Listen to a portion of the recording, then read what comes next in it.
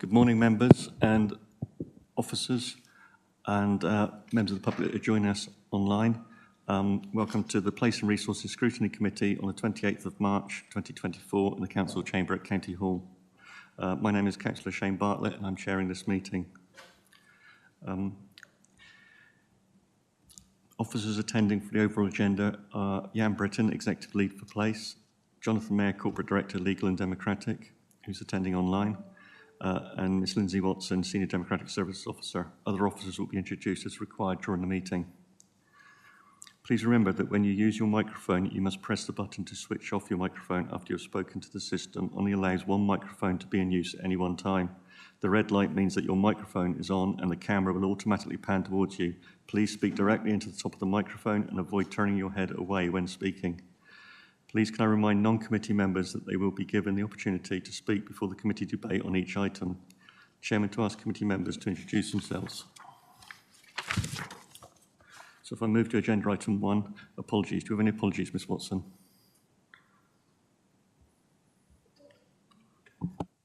Yes, Chairman, we have apologies from Councillors Adkins, Gorringe and Trite.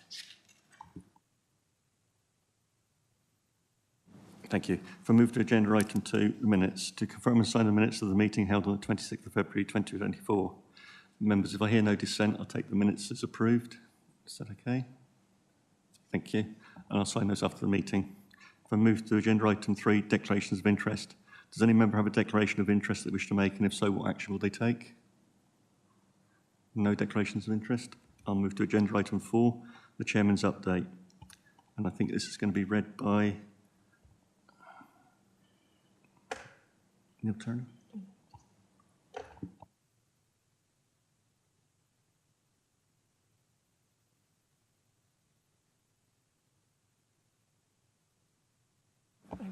Mr. Turner, are you happy to read the Chairman's briefing? Yes, yeah. Thank you.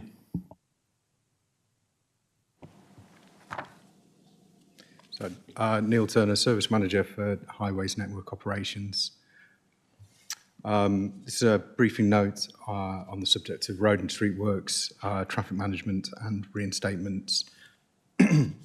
Periodically, subjects arise at this committee with questions surrounding planned, ongoing and completed road and street works. The street works industry is heavily legislated and regulated. The Highways Traffic Team manage street works under the new Roads and Street Works Act 1991, and our road network under the powers of the Traffic Management Act 2004, and our temporary traffic regulation orders are managed in line with the Road Traffic Regulation Act 1984. Under the new Road and Street Works Act 91, a statutory undertaker has a right to place and access for maintenance purposes their apparatus within the highway, and the Highway Authority to carry out works to the highway for improvement and maintenance purposes. In January 2020, Dorset Council implemented the Dorset Council Permit Scheme for roads and street works. This scheme places an obligation on statutory works promoters, including our own highways operations, to apply for a permit to carry out activity on the highway network. The objective of the Dorset Council Permit Scheme is to improve the strategic and operational management of the highway network through better planning, scheduling and management of activities to minimise disruption to any road or footway user. The permit scheme allows for Dorset Council to execute our ability to coordinate and regulate activities. When permits are received, these are reviewed on a site-by-site basis. Conditions that a work promoter must follow can be applied to minimise disruption throughout the works period. Inevitably, works within a street will impact on highway users and the local environment, to include residents and business owners. However, we always aim to avoid serious disruption, repeat disruption, and works taking place on a newly resurfaced street. We receive approximately 30,000 permits per annum. Roads and street works that we have limited control over include immediate and urgent works that occur. A statutory undertaker has the right to access defective apparatus or make safe a situation without notice, ensuring that a permit is submitted no longer than 2 hours after the work is commenced. In some cases, a statutory undertaker may not have resources and material or equipment available at the time of the fault, and this can sometimes lead to traffic management being present without activity on site. Our expectation, though, is that the statutory undertaker deploys the most appropriate traffic management and provides an update at their earliest opportunity to ensure that we're aware of the issue and can communicate if necessary. Whilst these situations can cause delays, our influence is somewhat limited. Inspections of roads and streetworks are defined within the New Roads and Streetworks Act 91, and Dorset Council has 4 dedicated streetworks inspectors that enforce our requirements under the New Roads and Streetworks Act and ensure that reinstatements completed by statutory undertakers are within specification. In April 23, a new inspection regime was introduced by the Department for Transport, which aligns the amount of inspections to be performed on the inspection compliance of a works promoter. This allows for a gradual increase of the number of inspections for poorly performing works promoters and a reduction for those that are performing well. Further to the inspection regime, Dorset Council undertake a coring programme, of which we take core samples of reinstatements to ensure that the makeup of the reinstatement complies with specification. It's our intention that following the May elections, we'll prepare a webinar to be given to all councillors, which will include further details on areas to be covered by this note and to provide further knowledge and understanding of the traffic team's roles, responsibilities and control surrounding roads and street works on the highway network. Thank you, Chair. Thank you, Mr. Turner, for a really good report. This is obviously an issue and a subject matter that concerns us as members and the wider public out there when they come across roadworks on roads, particularly when they see that nothing's actually happening there, but the temporary traffic light system's been put in. So I'm opening this up to questions, members. For anybody who's got any questions concerning it. Councillor Andrews. Yeah, thank you, Chair. Thank you, Neil. Excellent report. We're all suffering around the county with traffic problems because of street works that are going on. We have lots of residents complaining that whereas they might repair the pavements and the roads, they do not repair the verges and the grass areas that they've dumped all their mechanical machines on. I've had reason to report that. Nothing's been done about it. But I understand we have dedicated street inspectors that are looking at roadworks now. So could we make sure all members are aware of that and that action is taken when a member does report something like that happening? Thank you, Chair. Thank you, Councillor Andrews. Yeah, absolutely. If and when instances are reported to us, we'll make sure streetworks inspectors attend site and we can raise defects against utility companies or works promoters to make sure reinstatements are undertaken promptly and satisfactorily. Councillor Took. Thank you, Chair. My name's David Took. I'm from Cranbourne and Alderholt, which is in the far east of the county, and our neighbouring county for road responsibility is Hampshire County Council. So this is not directly your problem, but there is a road that is used by a lot of gravel lorries running from Alderholt to Ringwood, which runs through Hampshire mainly, the edges of which are significantly broken down by the gravel lorries. Very heavy lorries driving on a narrow road, crushing the edges and effectively narrowing the road as it goes. What influence does Dorset Council have with Hampshire County Council to raise this sort of issue with them? Because frankly, there are ruts on the side of this road, which is one of the main roads out of the village, which are over a foot deep. When they're filled with water, which is not uncommon at the current time, it's hard to see whether they're a foot deep or an inch deep. And there are a number of people who've had some very near misses, very dangerous things, and come off the road. So I just wonder if there's something that Dorset Council could make representations to Hampshire County Council about this road in particular. Thank you. Thank you. Don't worry, Mr. Chair, I'm going to go to the portfolio holder to answer that. Councillor Ray Bryant. Yes, good morning, everybody. Councillor Ray Bryant, portfolio holder for Highways, Travel and Environment. And whilst my boss is at the side of me, I won't announce the rest of the work he keeps giving me. Yes, it's a very valid question. I am in constant communication with my opposite number within Hampshire, as we are within all the other surrounding areas around Dorset.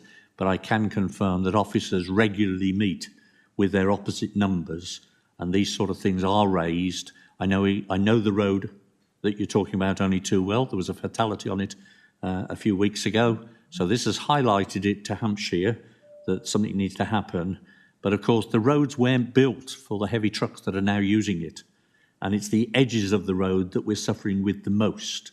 And we've got a few pilot schemes that are going on at the moment to find ways of dealing with that without having to totally rebuild a road.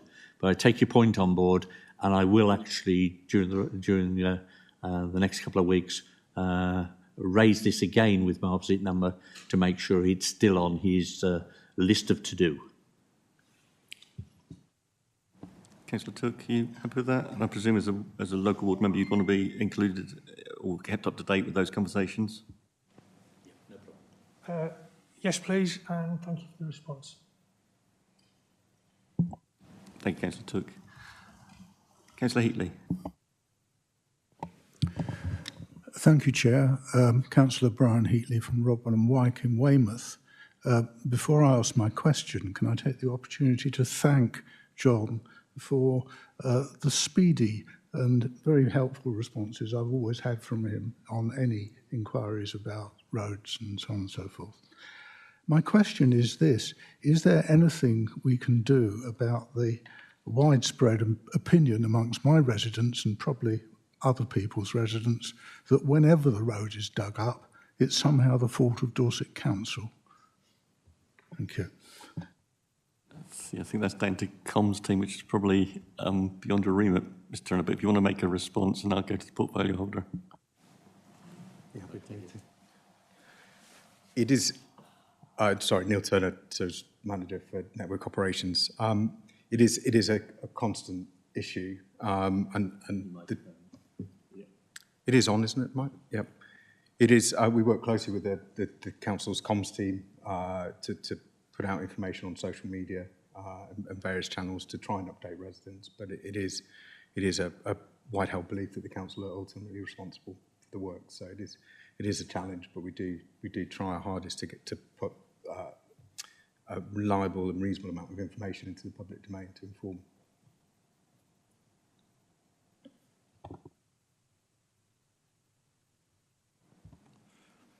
Yes, it's probably the subject of about a third of my mailbox, where people are asking why we're doing this, why we're doing that. One of the problems we have is emergency works take place before we can actually get the TRO in place. And the residents don't understand just what's involved in that. And probably one of the things we can do comms-wise, probably in the new council, is to make sure we get a good explanation out to residents as to the process and how it happens. We are suffering tremendously at the moment with SGN, who have a large number of leakages in their supply lines. I've been involved in quite a few of them. They're desperately trying to resolve it, but this is a massive problem now, because the infrastructure is aged and there's a lot of work that needs to happen on it. But I absolutely agree with you, Councillor Heatley, that we do need to let the residents know that although it's Dorset Council's area, we're not responsible for everything that goes on. More recently, we've had the laying of the new broadband cables, where it's caused major disruption in mainly the urban areas. We don't suffer with that in the rural areas because we don't get the fast broadband, of course. That's for another department to deal with. But I think it's important that we do get the message out there, and I thank you for raising it, because, as I say, it's about a third of my mailbox. Thank you, Councillor Bryan. Councillor Heatley, did you wish to come back? No, thank you. Okay. I've got a question around when we deal with our partners and those undertakers that are working on the highway, when we negotiate those, are they within a reasonable time frame that they're going to do the work? And yeah, if we just answer that one first. I mean, our primary aim is always to ensure that we minimise disruption to the network. So we do, where we have liaison with work promoters, we're always looking to ensure the works are as concise and expedient as possible. and delivered within a reasonable time frame. And you find they're flexible in their approach? I mean, if they, do we have an assurance that they're actually deploying their resources appropriately? I mean, quite often we do see that the temporary lights go in on a maintenance issue that needs addressing on the highways, and they can be there for days without anyone working on it. And just how do we get an assurance within the council authority they're deploying their resources adequately, and they're able to do it in a reasonable time frame? And that's where I think the frustration comes with our residential population. Thank you, Chair. It is it is a challenge, and I tried to cover it in the briefing notes, that certainly where, and Councillor Bryan's already touched on it, where we have emergency situations, that we need to make sure the road's safe, so the utility or works promoter will have to deploy traffic management, and we will closely liaise with them to make sure that they then return to do a repair and do those works as promptly as possible. It's only through that close liaison with them that we can make sure that happens. It is, I think, the majority of the time it is emergency situations where you'll see traffic management established and then no one actually on site for a short period of time afterwards while they bring in resources and plant and equipment to do the repair. And it's through our traffic team and the contacts we have with the major utilities and works promoters that we can make sure there's a regular dialogue and liaison and pressure to make sure those works are undertaken as quickly as possible.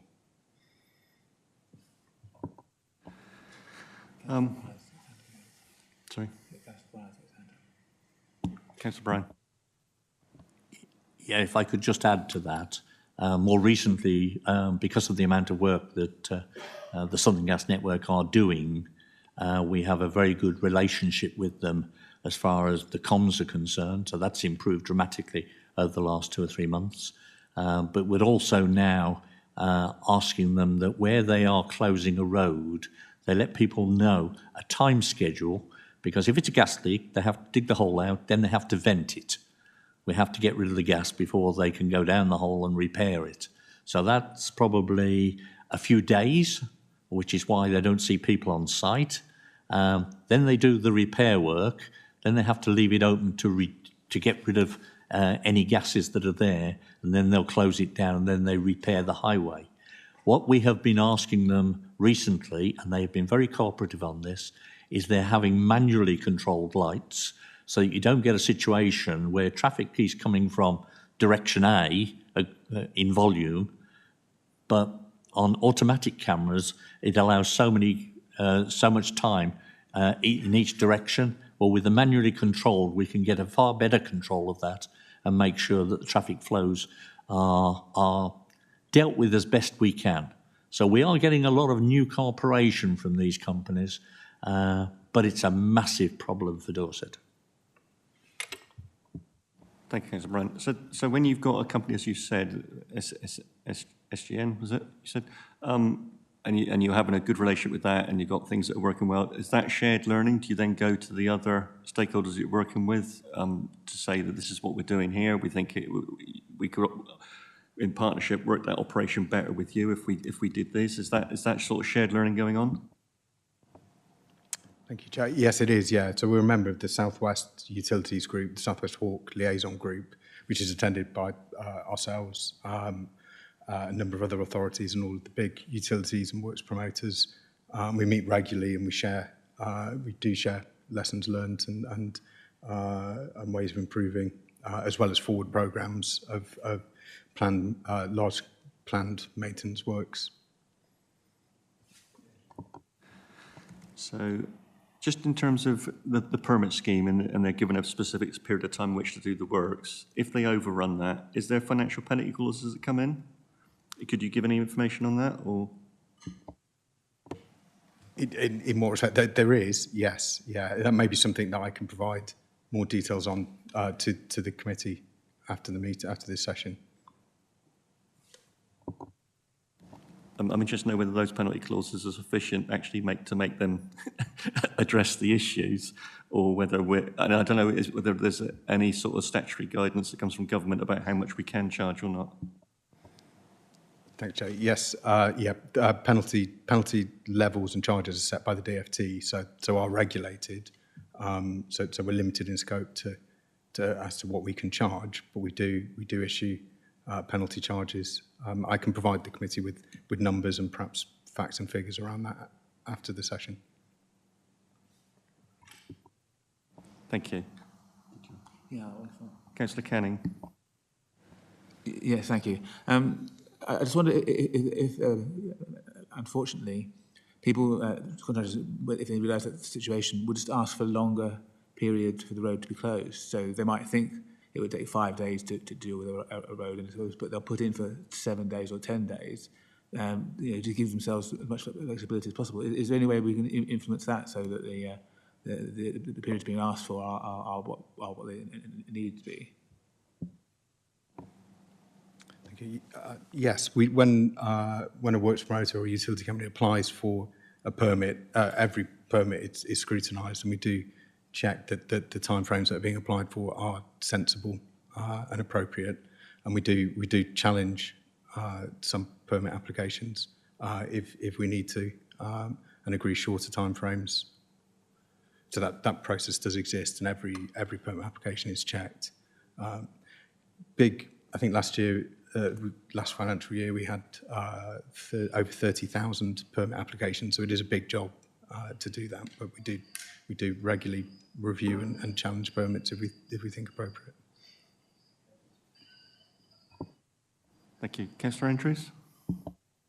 Yeah, thank you, Chair. I'd just like to mention the traffic team in this because the consultation that goes out from the traffic team is excellent. And just recently we had one where there was going to be okay to get out of the road, Marston Road, top of Marston Road and Sheeplands, but coming back would have meant a 17-mile detour through Yeovil and out through Mudford to get back into Sherborne to their house. So we've had consultations with that, and they've postponed it at the moment. But traffic team are really good. We've got doctor's surgery. The road's going to be affected and closed. They've asked them to do that over weekend. So I will say that the traffic team are doing what they can if local or the members take notice of the consultations that are sent out to them. And I always write back to the people that have written to me from the traffic team and say, thank you very much, this and this. And they're normally pretty compliant. So I'd just like to say that. Thank you, Councillor Andrews. Yeah, I'd agree with that. Mr. Turner. Thank you, Chair. Just to add to Councillor Andrews' comments, the traffic team do a fantastic job in coordinating permit applications. We've just finished year 4 of our permit scheme, and we've just done we do a yearly or annual evaluation. And again, I'm happy to share the evaluation report with the committee. But that report's demonstrated that by doing those assessments and by challenging timeframes and controlling traffic permits, that we've delivered a benefit of nearly £5 million to the economy by reducing lengths of roadworks and occupations on the network. So it is a fantastic job, and the team work really hard to try and control disruption and works on the network.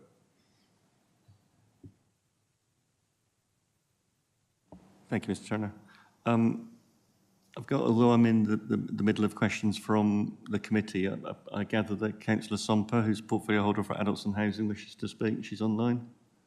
Councillor Somper. Oh, thank you. Sorry, Tim, I did have my hand up earlier, but if you're happy to take my question, is that all right? Yes, continue. Thank you very much. Yes, Councillor Jane Somper, member for Beacon Ward in North Dorset, where we've recently experienced road closures due to a water company needing to deal with some repairs. There were assurances that the waste collection would not be impacted negatively when they were doing their works, and the road was closed for, I think it was about 6 weeks. It was a long time, and there were a lot of problems, and the said water company were very unhelpful on site.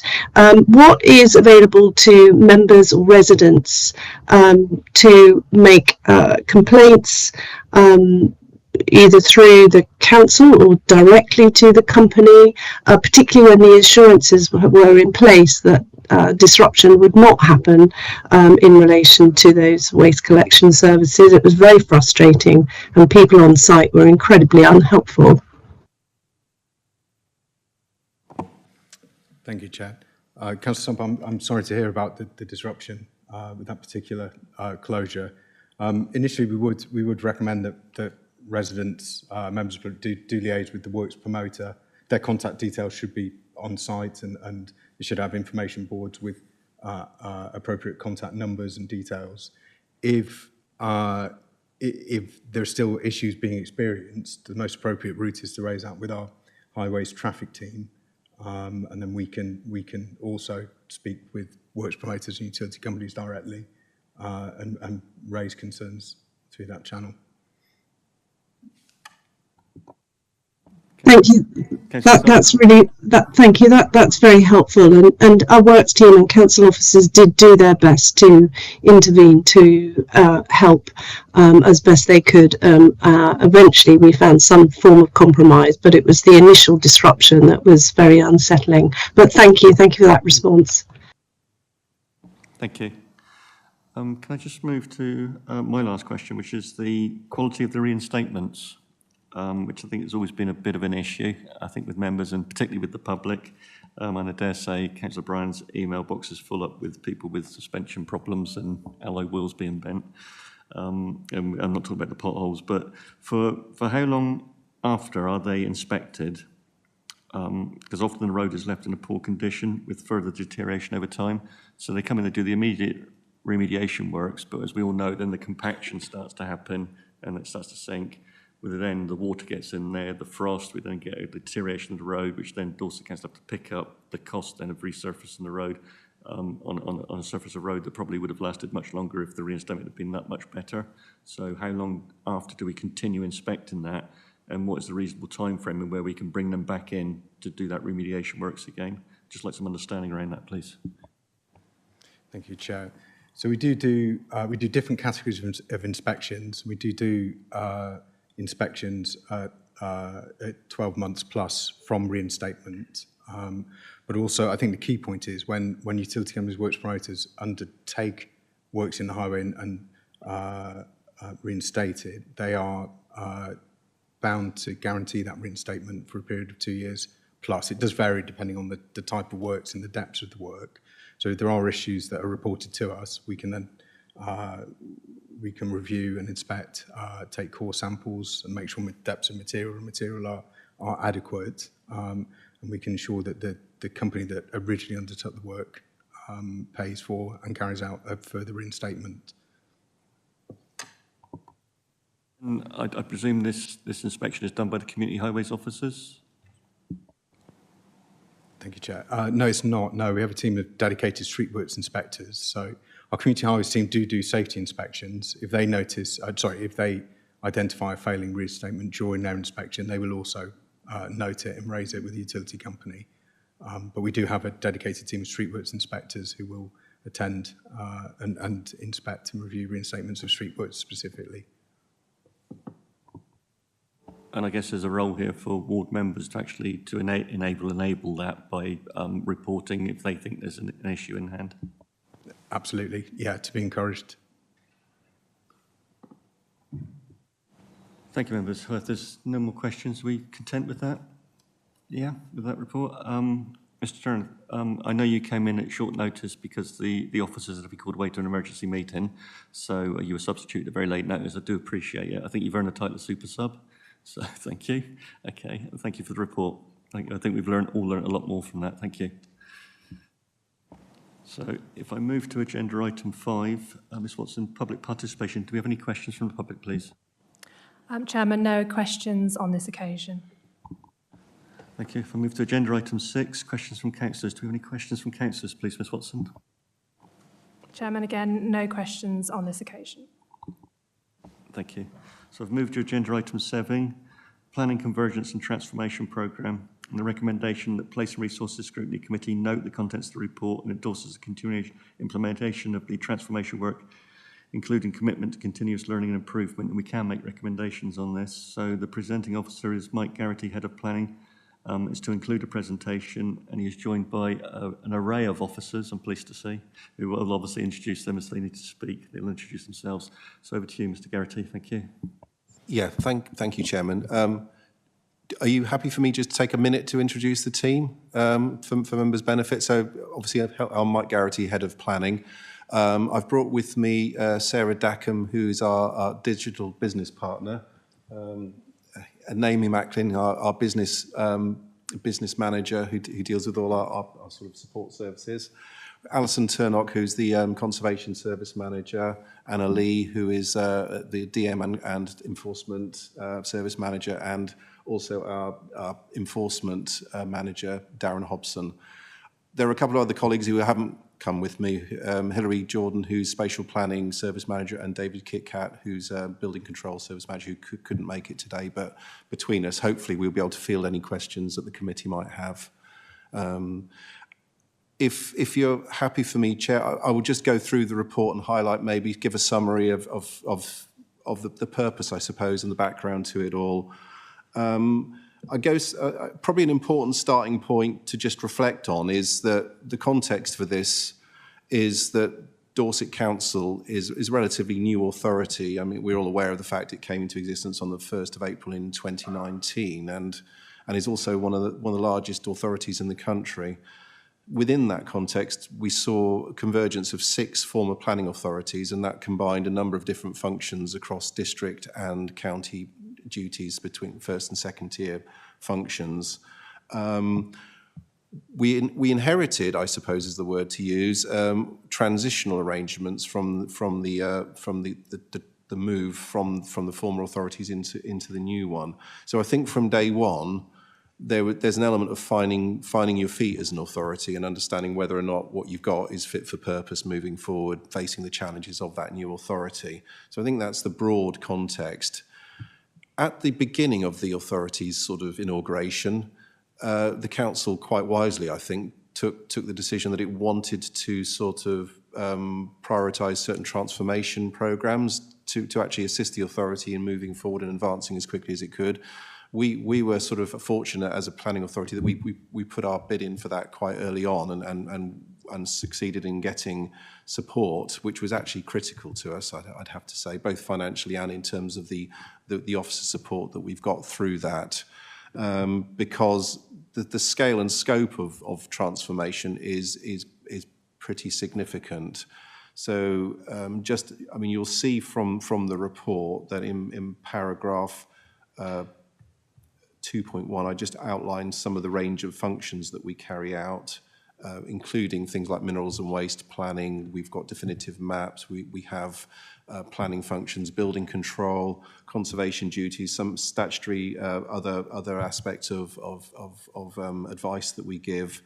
So it's a pretty significant situation to be in.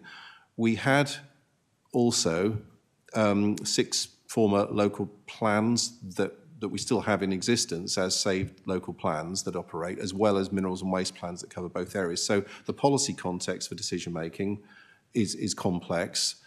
I think the council also took a very wise decision early on to move towards area committees in a way that didn't reflect the geographies of the original council areas. So that actually, from a planning point of view, is quite important because that cuts across different local plans for each area committee.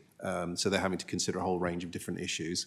But it also meant that as officers, we had to start thinking about how we would converge our systems and work to align with the new geography and reflect how that's going to operate. So that provided quite a challenge for us as far as how we move forward. So it was a decision early on that we wanted to restructure our service to align with that new geography and make sure that we had the right people in the right place and the right structures, and also align all of our services in a way that we could then start the job of moving forward as a new authority. That also aligned with an early invitation to the Planning Advisory Service to come and do a peer review, and while there was a wider peer review going on within the council. And we took a decision that we wanted that to to inform both our restructuring and the transformation work, because it was such a formative period of time, and actually we could take some of that advice and use that to move forward. So there were some fairly fundamental threads there that we wanted to try and coordinate. So if I could just direct members' attention to paragraph 2.5 in the report, I'll briefly summarise. The purposes of what we were trying to do was to organise our teams and management structures to recognise that new geography, and also reflect the organisational design principles of the new authority as well. And that included the whole range of functions that we needed to do, such as making sure we've got the right structures in place to support the delivery of a new local plan, making sure we had sufficient staff resource as well, and a highly significant part of this, which shouldn't be underestimated, was the need to converge all of our systems onto a single software platform. And you'll see from the report that involved quite a substantial undertaking.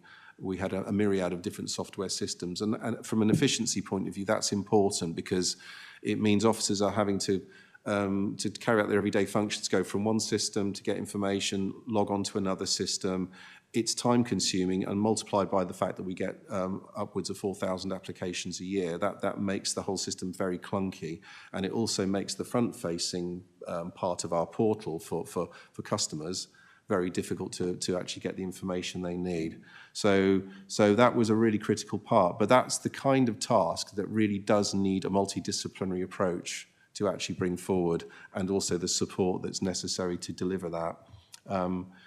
So from that point of view, the transformation program was critical because it gave us that officer resource and financial resource necessary to do things such as procure new systems, converge all of our software, get people in place to be able to do that. And when you're talking about millions of planning records all having to align, that's no insignificant challenge.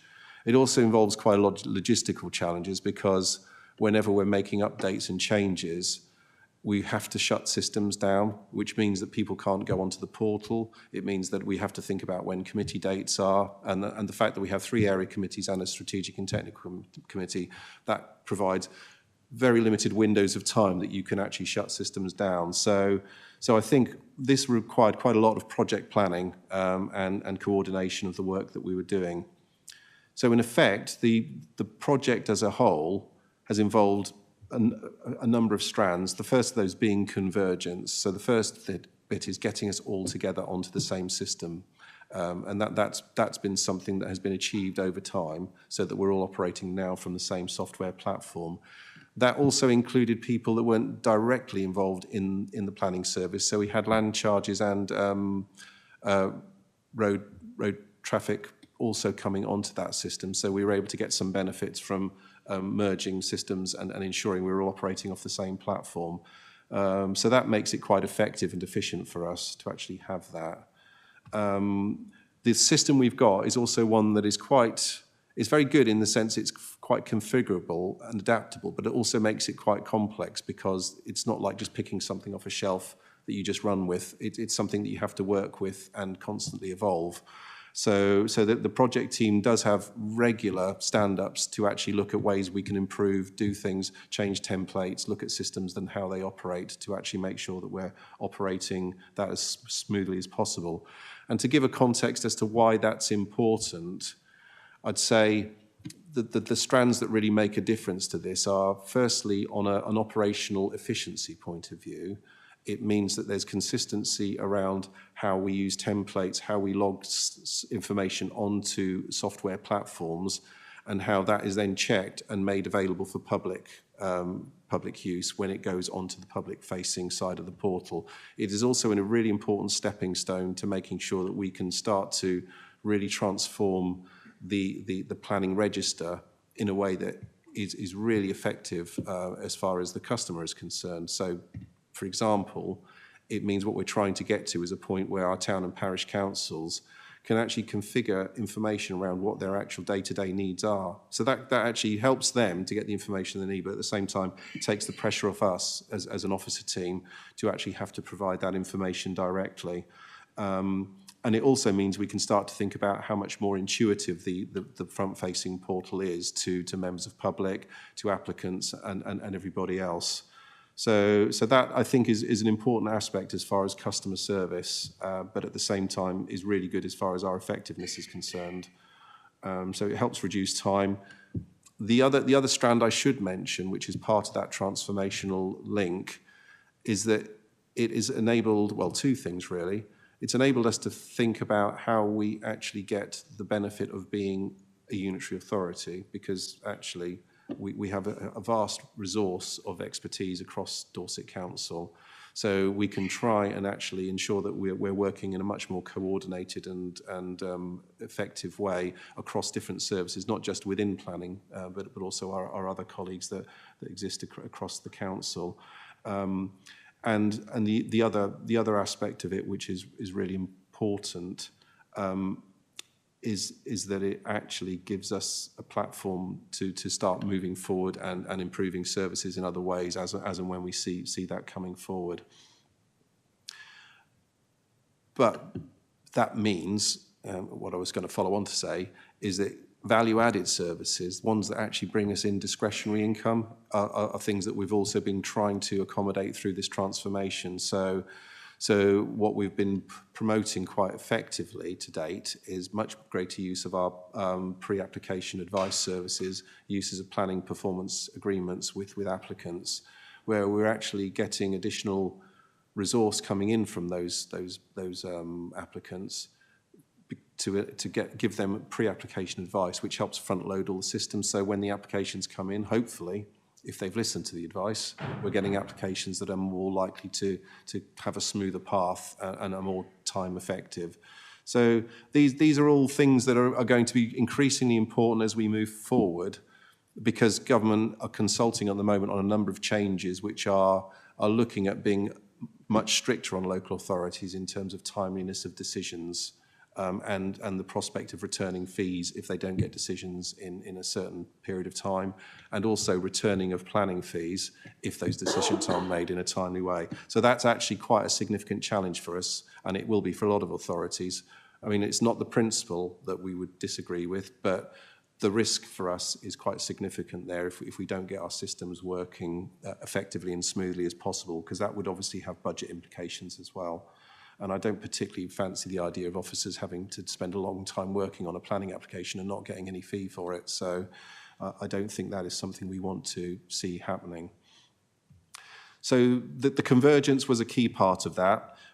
And another key element of this has been embedding that change, because it's actually quite a significant transformation for people to go through who are working in systems that they're familiar with, who are working across a large authority where we have maybe 160 odd people in our planning service plus 40 odd in our business and tech support. So we're looking at around 200 people on a day-to-day basis. All we're trying to get working in a consistent as way as we possibly can. And also understand what the processes and procedures are, what the systems are, making sure our templates are all up to date and everything on our website is giving the right messaging. So that's been a key part of it, is being trying to embed that change. That embedding is also, I suppose, stretches into elements such as member training for things like planning committees as well, training and engagement with our town and parish councils and other users of the system, because actually we need them to be on board and to help us to design those systems and processes. So we do see them very much as being instrumental in helping us get our front-facing register right for the public and for the users of the system. So the transformation bit is the bit that we are still engaged in now, and it's work that is ongoing. So in the paper I've put to you, I've shown just some illustrative of graphs such as turnaround times on planning applications, and the purpose of that is not necessarily to delve into the detail of 1 month or year or of the next. I think it's to show the general trend has been one that's going in the right direction. And we've also been very keen, which is fortuitous because it's in line with what the government is increasingly want us to do. You may well have heard Michael Gove saying things that he doesn't want local authorities to hide behind extensions of time to planning applications, for example. We are monitoring performance against actual turnaround times on our applications, not just on the figures that are returned to government, which can also include extensions of time, so that we get a true impression, I suppose, of where the service is going and if it's going in the right direction. So and I think from the graphs, they show there has been quite a promising way forward as far as that's concerned. An important element of that, and I suppose it's the bedrock of any efficient development management service, is having effective and efficient validation processes in place as well. And one of the problems that we had to deal with, which was, I suppose it was the perfect storm when we formed as new authority. We had the whole transition from being 6 former authorities into one. We had a restructure of the entire service. Then we were hit by COVID, and then we had a major uplift in applications just after that initial period had come. So we were running a quite substantial backlogs of planning applications just even getting validated before they hit the officer's desk, which was a real problem for us. And I think probably the council had to, both officers and members, because I think you were in the firing line a lot from disgruntled applicants and the like, had to hold our nerve a bit in terms of getting over that bump. And I think we did it through some short-term measures, such as bringing in extra support from TerraQuest and agency for a temporary period of time, as well as refining our services and making them as efficient and time effective as possible. But the actual, as you'll see in the report, that has paid dividends, and the numbers of applications that now are getting turned around within the first week of hitting our desk has improved massively. One little proviso on that is that we are seeing quite significant levels of applications that are not meeting the validation requirements. And on one level, I do have sympathy with applicants because of the complexities around planning and just the sheer amount of information that is necessary. But equally, we have seen quite a lot of situations where I think applicants are trying to beat deadlines for things like biodiversity net gain and maybe putting in applications before they're ready to be validated. So we then see quite an uplift of applications that aren't meeting the standards. So there are fluctuations that are caused by things when changes in processes or legislation happen. We are doing quite a lot of work behind the scenes to try and improve validation rates, not specifically just from our end of things, but working with applicants and working with government and through pilot projects to see if there are ways we can actually move those things forward to actually get a much quicker turnaround, get applications and applicants actually bringing those applications forward in a sound manner right from the outset. You'll also see in the report that I have actually, so yeah, just to summarise effectively on that this is still a work in progress, and it's still work that we're doing and ongoing, and still seeking to engage with agents, with applicants, and with stakeholders like town and parish councils, as well as our own members, of course, in actually how we start to refine and improve all of these processes.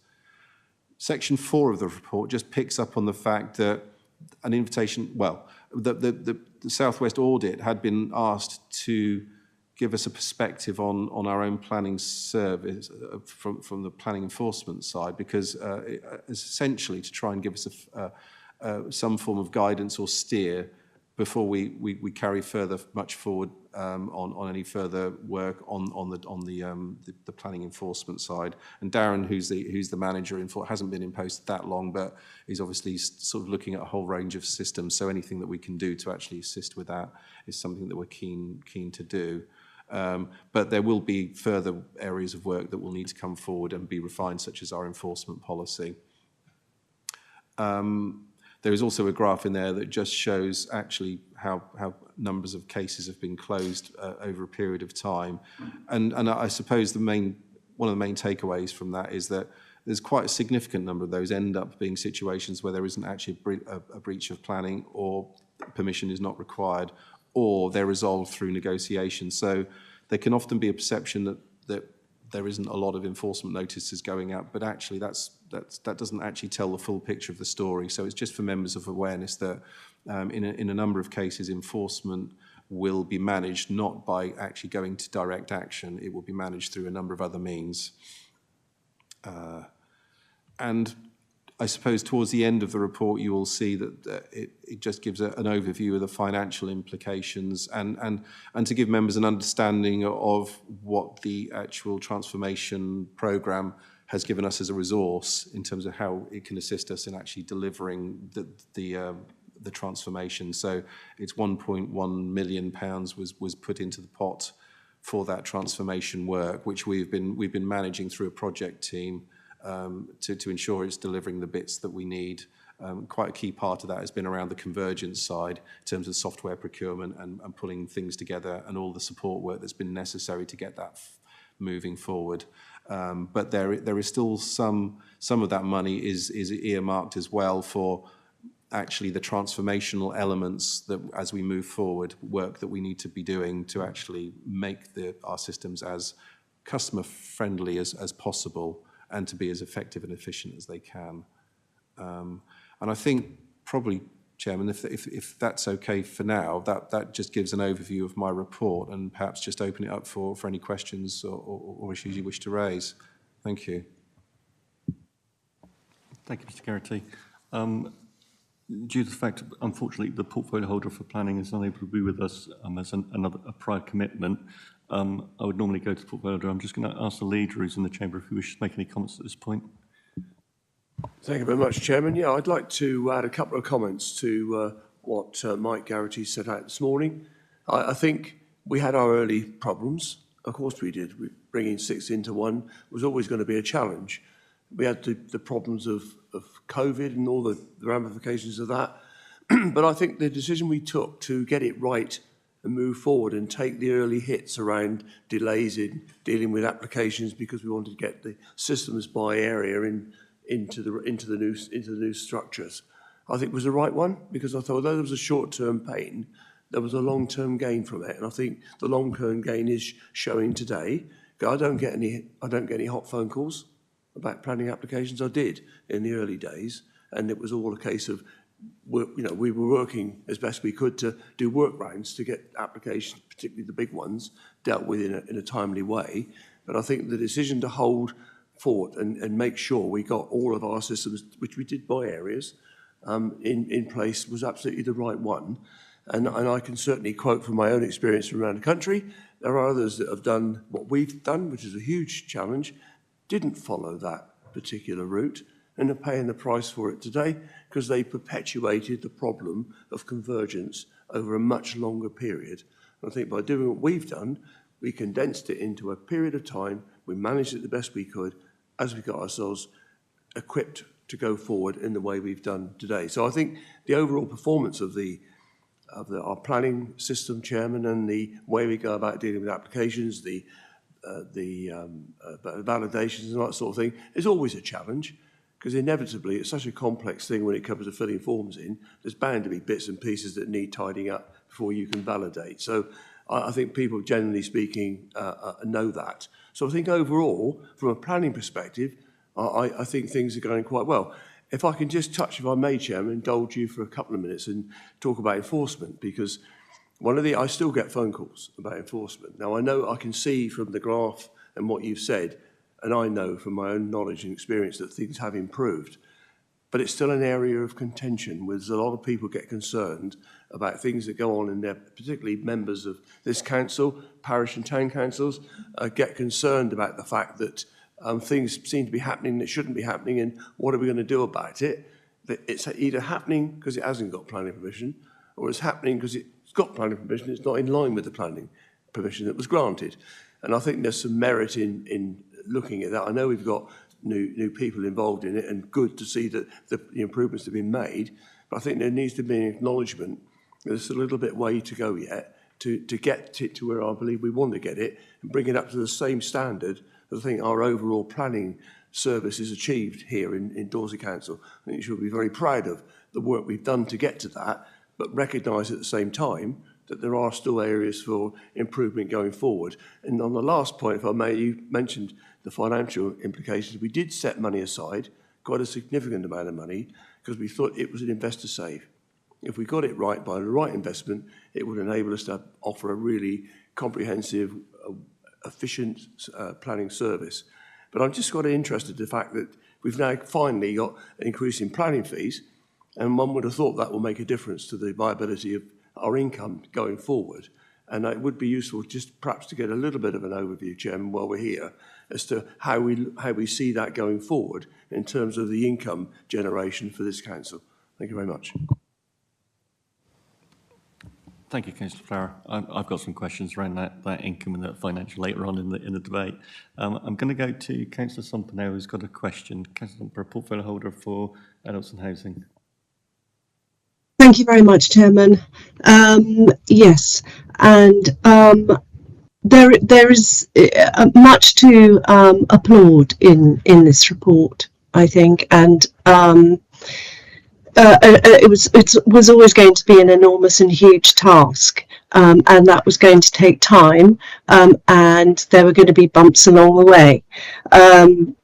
I have to say, my own experience in my own ward, I have quite a lot of conservation area, listed buildings. I've had fantastic input from officers dealing with some what appear to be quite straightforward, but become complicated because of those areas around conservation and listed buildings. So I just want to put that on record, that I think they've done a fantastic job. Spencer touched on enforcement, and I think it's I'm glad to see that that this is going to be reviewed in the way in which is laid out in this report. I'm not going to go into specifics, but obviously I'm sure all members have various issues around enforcement action that is ongoing and is current. And I understand the legal reasons why those often can't be discussed.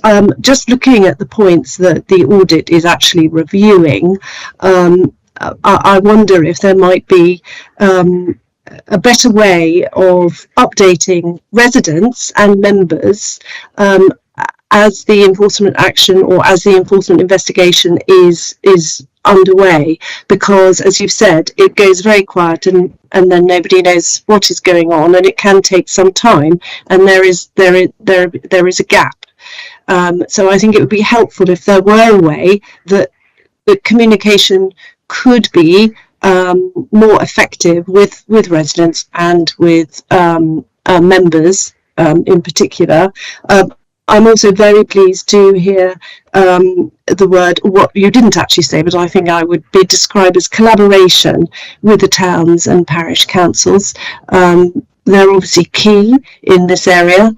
My parish councils is the same as many that occasionally struggle with the system, but seem to be more comfortable with it now. So it's really important to have that level of involvement. So my question is around that engagement and whether or not that will be part of that review on enforcement. Mr. Garrity? Yeah, thank you. Thank you for the question, Councillor Somper. If before I say anything, perhaps I could bring in Sarah Dackham on the point around the, it's on the issue about updating residents regarding enforcement, because that's a very good point, and it's something we're considering. Hi, I'm Sarah Dackham, Digital Change Business Partner, jointly leading on the Place Programme Transformation for Planning.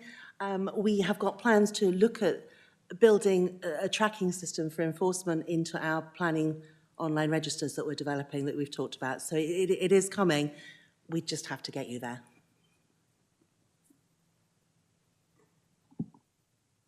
And just to add to that, we obviously we'll have to take a careful line around what's confidential and what's not. But essentially the main milestones in any enforcement procedures, because I think from Councillor Somper's question, a lot of the frustration can often arise from people just not being communicated with about where their complaint is sitting and whether or not any action has been taken. And even if we're taking a decision that it's not expedient to enforce, or whether the decision is actually it doesn't need planning permission, it's about getting those messages out in a way that can be, well, in effect, in a way that we can use our systems as best we can to take some of the pressure off officers as well. So if they can be used to good effect, then that helps to remove some of that pressure. So that we're very keen to pursue those mechanisms as best we can. Thank you.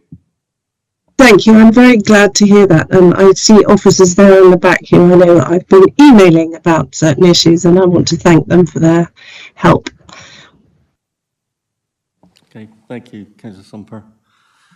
Okay, members, before I go into the debate... Did I miss a question on the town and parish...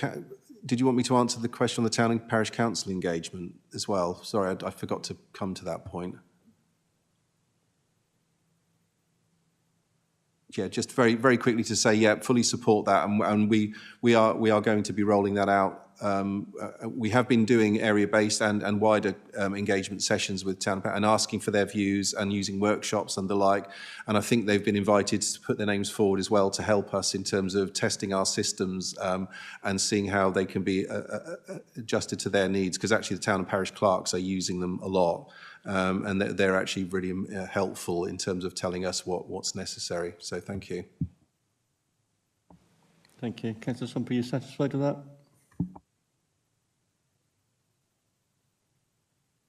Yes, thank you very much, Chairman. That's very helpful indeed. Thank you. Thank you.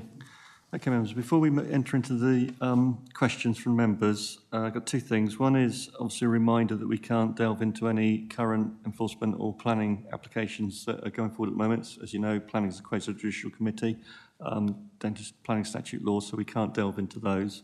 The second thing is for openness and transparency. I'm aware that several of the committee members do sit on planning committees. So I'm going to state here and now that I sit on strategic planning. I sit on the Eastern Planning Committee as well. If any other members want to make it known what planning committees they sit on, I'm happy to take that now.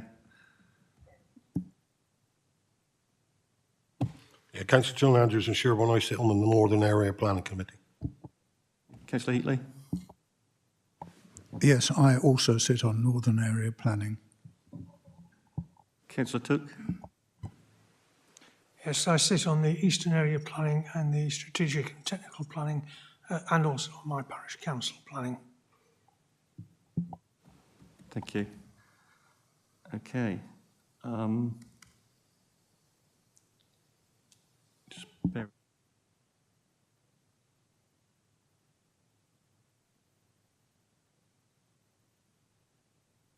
Okay, thank you, members. So if I open it up now to questions. Councillor Took. Thanks, Chair. First thing to say is well done on the bringing together of disparate systems. My professional background has been in enterprise level software. So bringing together things like works order processing, sales order processing, accounting systems, all sorts of different systems used by companies where they've been using separate systems and bringing them into one. And it is hard. There are lots of things that can go wrong and it needs some very careful work. So well done on that. That's brilliant. One of the reasons people do this, of course, is to get improved reporting. So one of the things that I'm hoping we're looking for in future is a more fuzzy-based reporting opportunity, so that we could look for things like all applications where affordable housing has been removed because of viability grounds or whatever people want to. So we could do some very interesting work on that, and to make that available at a user level rather than having to ask officers to provide the information would be a huge advantage, not only to the people making the inquiry, but to the officers' time in trying to solve the answers. So I'm hoping we can move towards that. My second point is one of the biggest problems we've got in planning at the moment is a lack of a local plan. The lack of a local plan means that paragraph 11 of the NPPF applies and sustainable development is assumed rather than having to be demonstrated. When we started this council, we were told that the local plan would be ready by 2023. I understand the target date is now 2027. And I'm just wondering what's happened to move that target date back by 4 years, because frankly, lack of a local plan gives us a huge problem.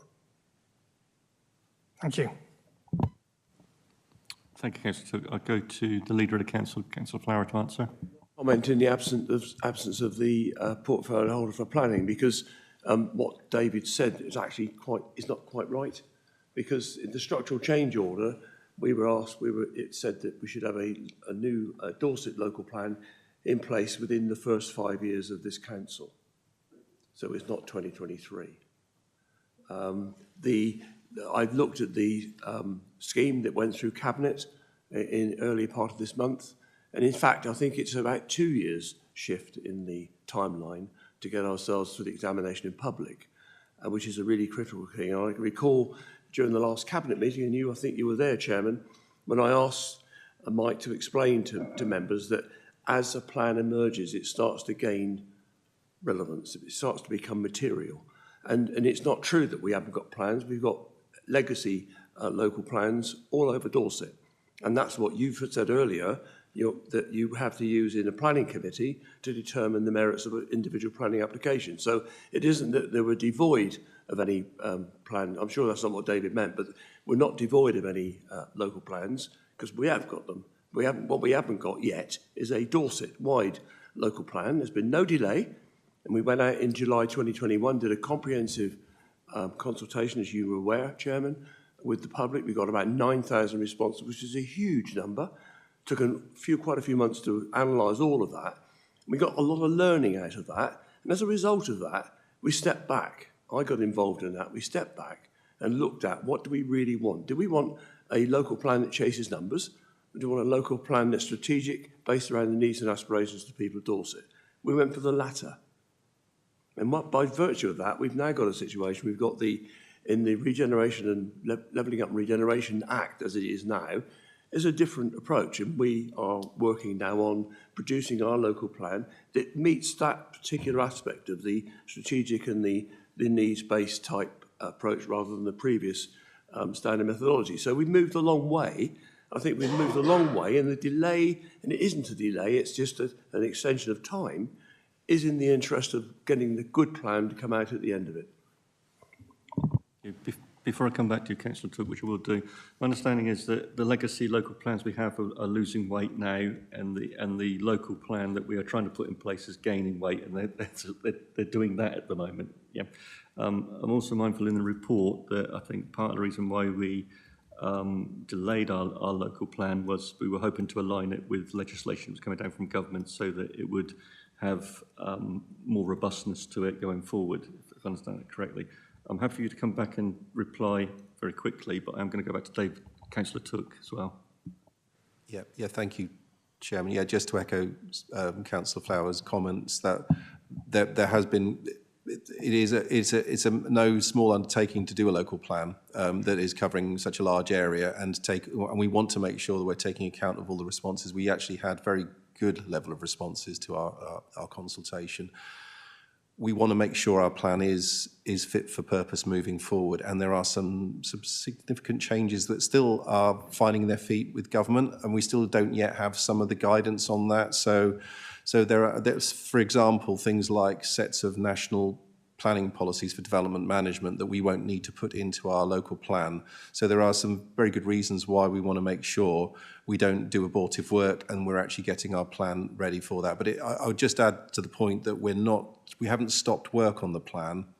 We've done a previous consultation, but there's been a lot of work going on behind the scenes in terms of evidence gathering, and that evidence in itself can be materially relevant as we move forward in actually giving us the most up-to-date position when we're considering planning applications. Thank you. Thank you. Yeah, it's remiss of me because I should also say that I'm on the AP for the local plan as well. Sit on for ever more stuff.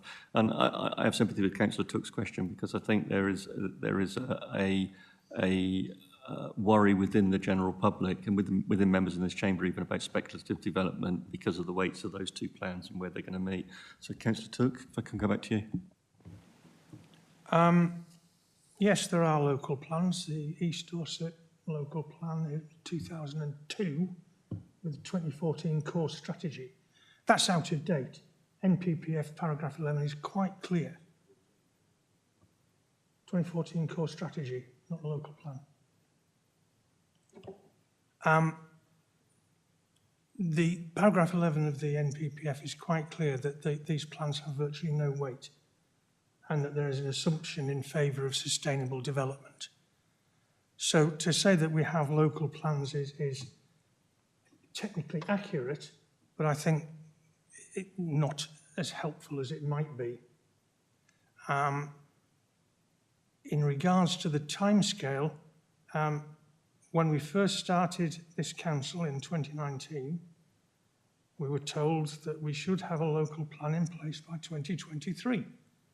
Yeah, I remember it being said. It then moved out, and it's now 2027. Now, I'm not going to call it a delay if people don't like that term, but it's a shift of target date.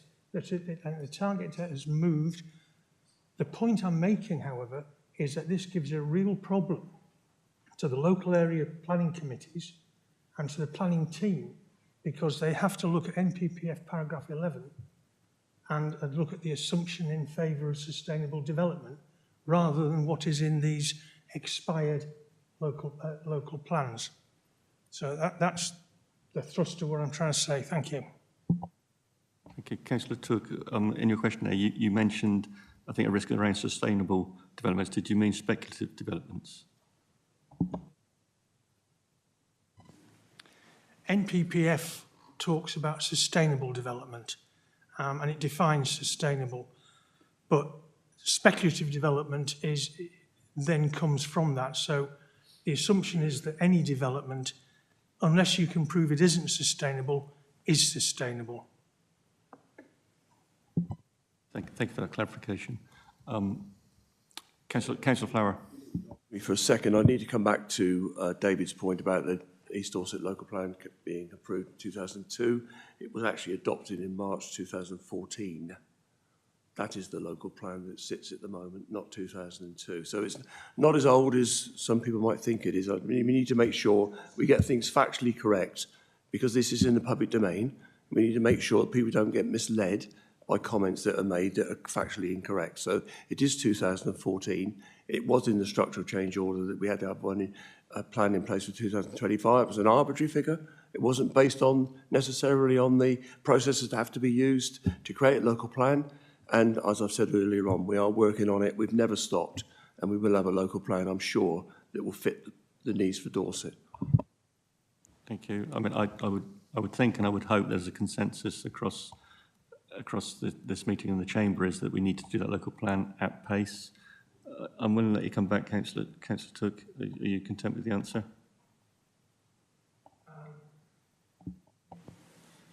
2014 was a core strategy rather than a local plan. You can call it what you like, but it's called the core strategy. I've got a copy of it in front of me. I've got a copy of it in front of me, Spencer.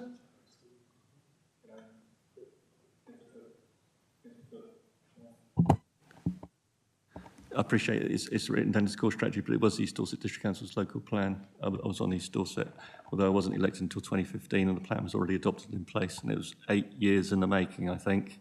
And certainly this council authority needs to move at a very, very quick pace to get that local plan in place for the very reasons you've said, Councillor Took, the risks that are involved.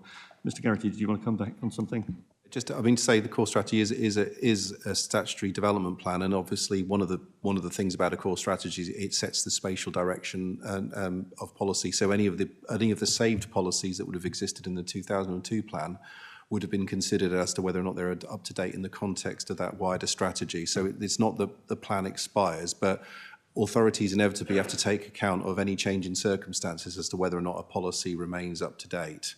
But as I mentioned before, we're still committed to getting the plan delivered as fast as we are able to do so in the context of the myriad of challenges we face with changing legislation, with nutrient neutrality that's affected us, with all of the evidence that we need to update around flood risk and everything else like that. So whatever aspirations a local authority has about milestones for local plans through its local development scheme, invariably there is a need to review those, which is why the review process is there, because things change during the life of a plan's preparation, and it's only right that we take stock of that and make sure that we're aligning that and making it clear where we're going with the plan. So that's really just an overview of that position. Thank you. Thank you. I don't particularly want to flog this to death, but I did have a question myself about whether our transformation programme and our conversion programme had hindered bringing forward a local plan. But I'm more content with the statement that's in the report around the fact it was important, possibly to delay that, while there might be risk involved with that, to make sure that we were compliant with that new legislation that was coming down, so that we'd have a more robust local plan going forward.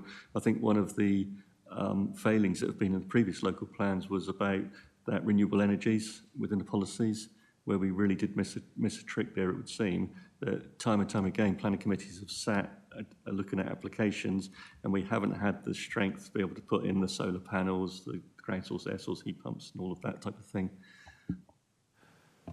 Yeah, I mean, thank you, Chairman. That's actually quite a topical point at the moment, because the government has just finished its consultation on future home standards, and there have been ministerial statements about whether or not it's appropriate for local planning authorities to actually put their own local requirements over and above what would effectively go into the building regulations.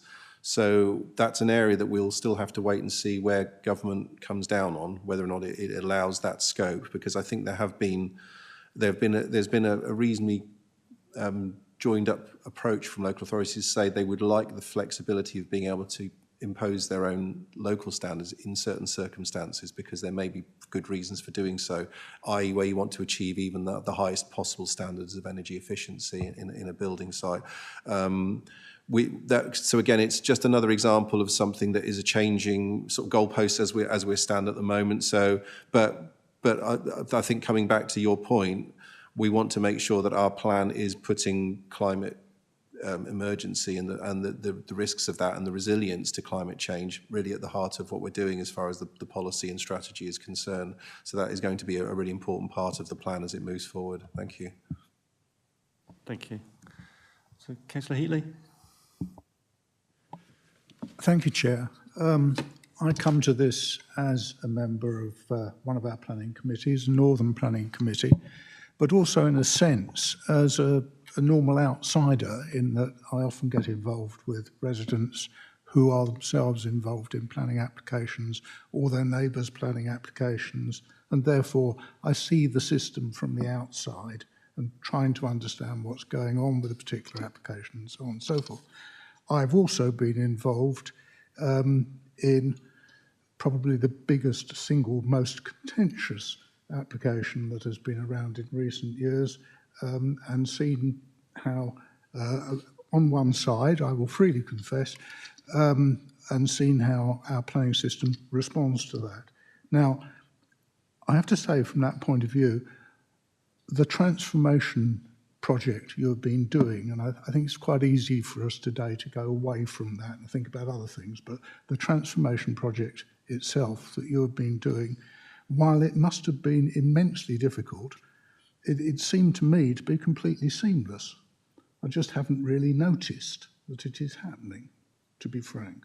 You go to the website, it does now and then have little changes and modifications and so on and so forth, but I have to say, from my point of view, it's been very straightforward, and I think that's success for what must be a very difficult process.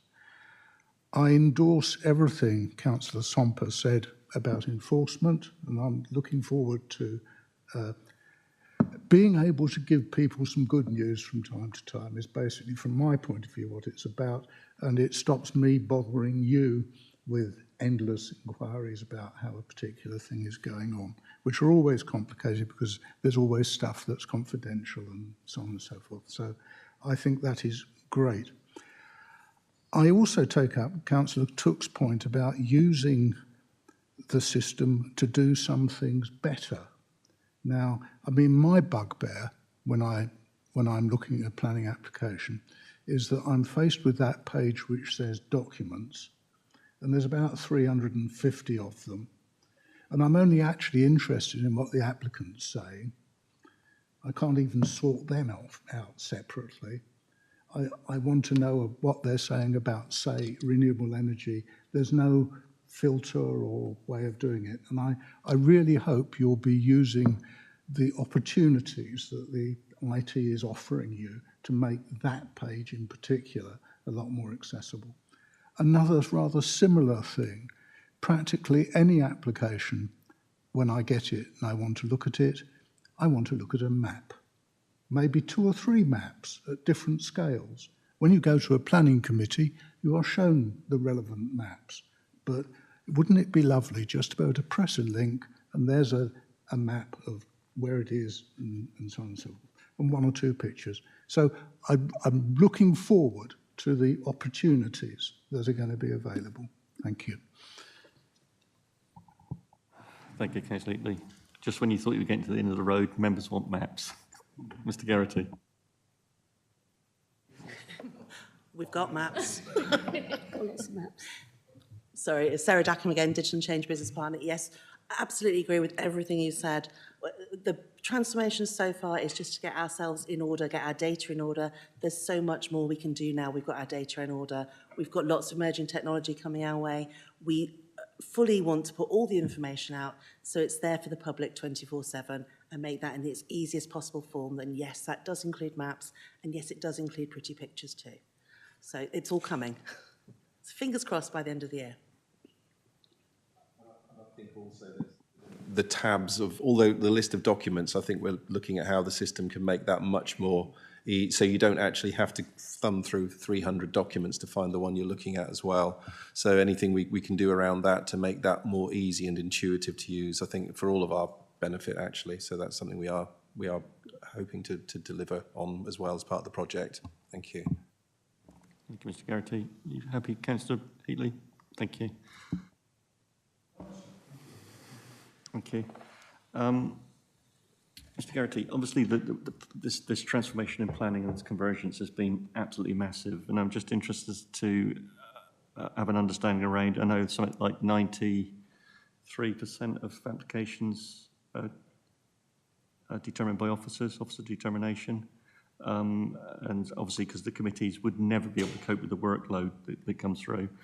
But from a former life, you and I on the regulatory committee at County Council, that we used to deal with rights of way, which had a massive backlog of issues. I think it was about 11 years backlog. I don't see them coming through committees now.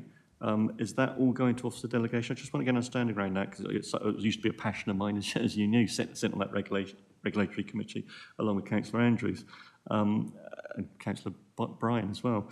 I just wonder how those are being dealt with now in the process. Yeah, thank you, Chairman. Yes, I mean, I suppose that the summary answer to that is that we did make some changes around which committees definitive map right-of-way applications came to, because they had been dealt with by area committees. But I think the feeling was that they were coming forward so infrequently that actually it would make more sense to have a single committee dealing with it, because of the technicalities of the information that was coming forward. That committee would see them more regularly because they would be from across the council area. It made more sense. It made it easier for member training then as well, as far as dealing with those issues.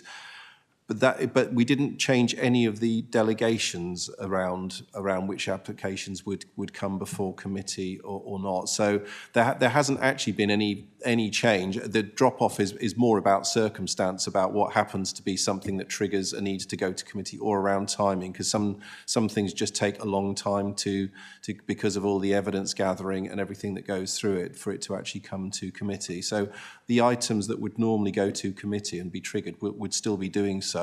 I think it's just the quirk of the fact that there haven't been any triggers for those applications to come to committee. So there haven't been any particular changes there or of circumstance other than the throughput of applications that would otherwise be determined. Thank you, Mr. Garrity. I asked the question because I was quite surprised we've seen so few of them, and because I'm sad, I quite enjoyed those, as you remember. And I appreciate they are hugely complicated and a lot of history, and they take a lot of time to prepare officer preparation for those. But thank you for the answer. Can I go to page 21 at 2.3 at C, with the past planning advisory service recommendations? Were they broadly in line with our own direction of travel and thinking around the transformation? This also referenced at 2.2, 2.5.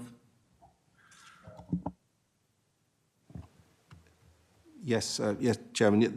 yes, I mean, actually we found the peer review really very informative, and just you may well recall that the peer review involved interviews with members of the council, involved interviews with town and parish councils, with agents as well as officers. So actually it was at a time when we were still going through our restructuring. So actually it was a chance for us to ask them, did they think that our ideas were about right? And so the feedback we got was positive in that respect. Some of the key messages that came out of that were things like, move away as much as you can from relying on extensions of time to applications, get yourself into a position where you can actually turn around those decisions without requiring it. So yes, our transformation has very much targeted that, because what we've been trying to do is improve the efficiency of our systems, get the validation happening as quick as possible in the process, and therefore we can determine those applications in a timely manner. It was also very much advising that we should do more to make use of income opportunities through discretionary services that we could provide. So in effect, the alignment of our transformation was about trying to create value-added opportunities within the service. So actually, if you take out some of the inefficiencies or the process-heavy tasks and reduce those, it frees up officers' time to actually engage much more proactively by front-loading pre-application advice, and also by dealing with planning performance agreements. So in the last financial year, I think we took something in the region of £480,000 from those discretionary services, which have, we can't force applicants to take that route, but they see it as being something that is valuable to them, because it means that they've got a better position to put their application in if they've had that advice up front. So I think the messages that were coming out of the review very much chimed with what we were trying to do with the wider restructuring and transformation, and we have been embedding that in our process as we've moved along. So there is definitely a synergy with that. I think that's quite assuring for the committee to know that. And in terms of the thinking with PASS and not going for those extensions and to be able to determine those decisions at a much faster rate, which the graph shows we're moving in the right direction on that, undoubtedly. And it's quite surprising with the national shortages and planning officers that we've been able to achieve that. And I got a question later on, well, I'll ask it now, and that is around the financing of things that we can charge, but it's set at a government level, as I understand it. They tell us how much we can charge by.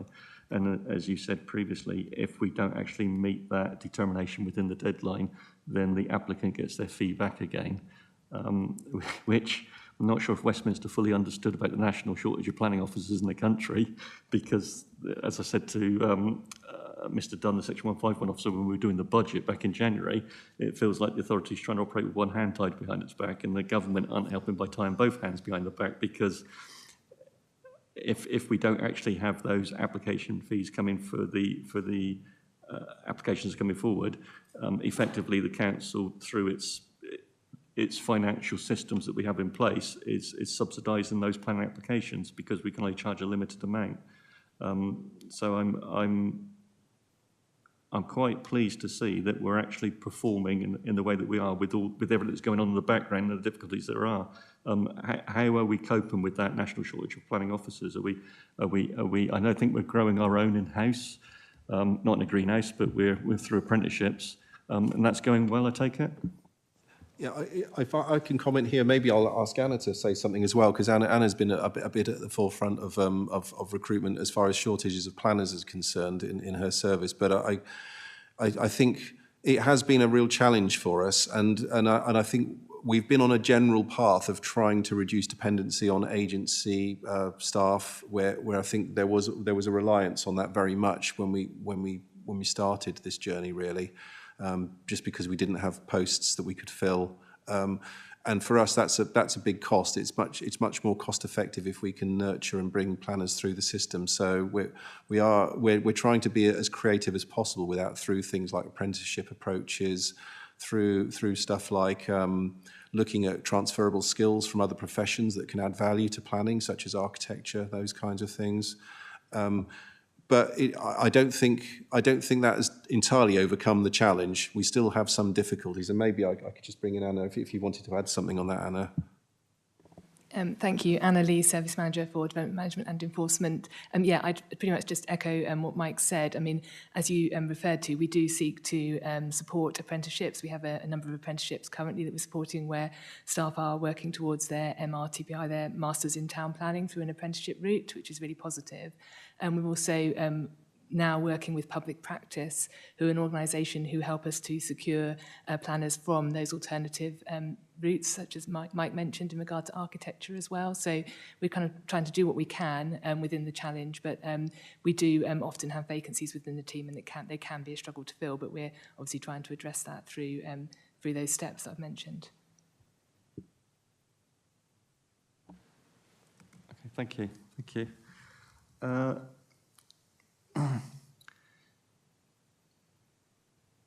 So when we looked at that table at page 24, the longer extended termination times, and I'd initially written down a question around whether that was spikes within COVID and within our officer team through illness, but you referred earlier in your presentation about changes within legislation.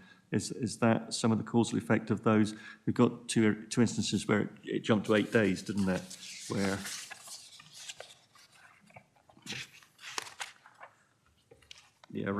around the April 23 and the September 23, and time and staff vacancies. So there are little blips like that occur. Yes, but I don't know, Naomi, whether you wanted to add anything. Sorry, Joe. Had you finished your question? Sorry, I interrupted you.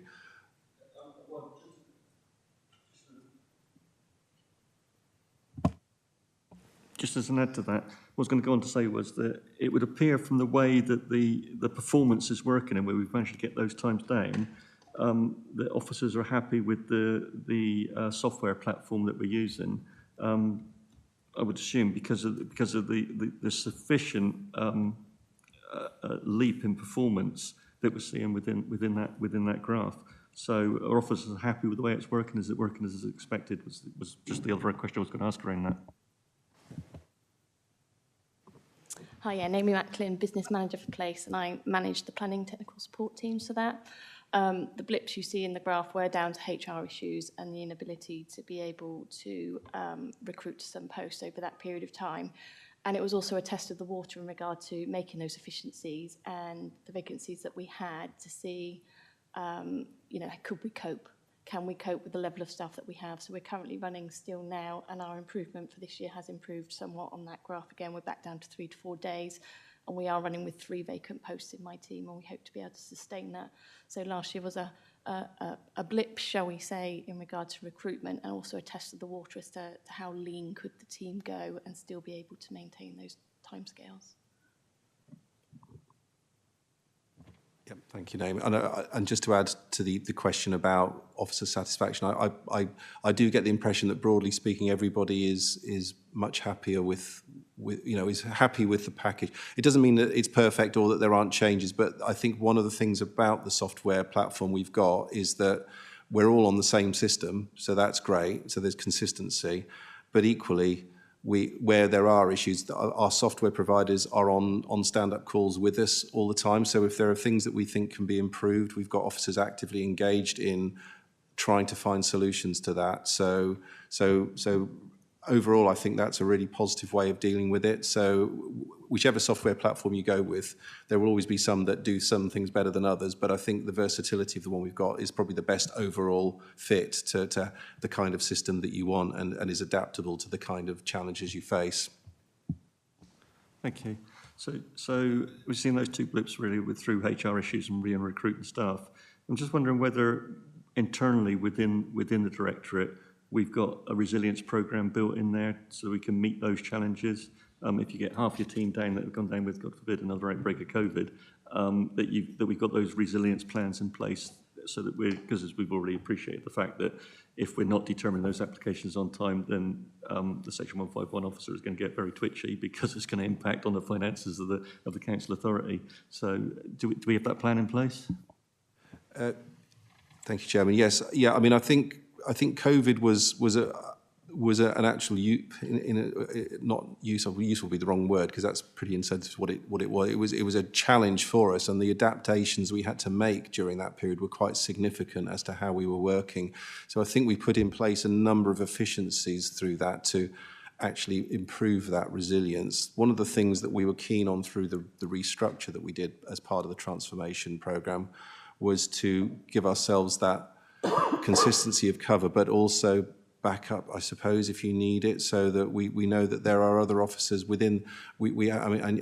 Our director, Jan Britton, has delegations as well that ensure that officers have the right delegated authority to cover, so that if somebody's not there, there is somebody else who can sign off on certain things. So we try and make sure and it's not, that's something we can keep under review, but essentially the delegations are important so that we know that the right people have got the delegated authority to do that. We have the cover as far as experience across the different teams and resilience across that as well, and that our systems do as much of that work as possible, so that we don't end up in a situation that somebody has to go and dig a file out from somewhere in a paper copy, and only one person knows where that is. So I think the short answer is yes, we do as much as we can to build in that resilience, but inevitably there are challenges with that as far as where we have vacant posts, for example, then that does test the systems a little bit. We have also We've faced quite a significant number of changes in terms of legislation and operational problems that causes, and things like nutrient neutrality. I use that as an example because it's probably one of the biggest single barriers to how we've been able to proceed with dealing with planning applications over quite a significant period of time now. So we know that there are things like hurdles that will bring about, as far as suddenly having to issue potentially lots of decisions very quickly once and if we get confirmation about the degree of wastewater treatment upgrades that will take phosphorus out of the equation. So we have been working as a team to put together procedural guides to assist us with getting through that hurdle when it hits us. So I think overall, yes, we do that, and we also have very tailor-fitted plans that suit certain services. For example, our building control officers have other requirements because they're on site so much that they have to be very careful about making sure there's security about when they're visiting on site, that they're calling back in and reporting in, so that we're putting health and safety as a priority as well in terms of anything that we do, and that everybody's very clear about those systems. Thank you. Thank you. I think the key thing is not to have a single point of failure, isn't it? Yeah, thank you. At page 25 at 3.5, how is the service-wide change group made up? Could you just put a bit of flesh and bones on that? You made a reference to it within the report, but I don't quite understand how that change group that service-wide change group is actually made up.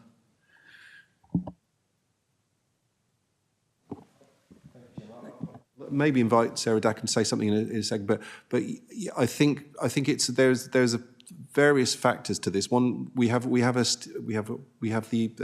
project group where Councillor David Walsh is on the group, as well as our corporate director, and we have an accountant on that group, as well as people from the digital change and officers who are dealing with implementing the system. That particular group is there to oversee things like what the next priorities are for the project, what have we done, what's outstanding, how is the budget sitting, are we still on track with the budget. But underneath that, there's a whole host of different strands of stand-up groups cross different services who all engage with them. So every different service has its own particular challenges, like conservation will have their own templates and their own systems. Our building control officers will have their own challenges with that. So we try and bring together a multidisciplinary team of people who are all involved and understanding those systems, as well as software providers. So I don't know if I've missed anything, Sarah, that you wanted to add to that. Yeah.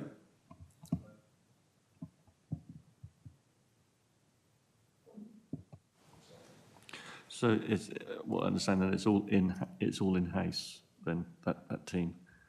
There's no outside stakeholders that report into that or are part of it. It's all done internally. No. We do have external groups, but we have an internal group which is about the operational side of the day-to-day, the back office systems, everything that goes with that, and how we're managing the budgets and all of that. But we also bring on the software provider in those discussions so that they know issues that we're facing, and if they can offer a solution to those problems, for example, that we've come across.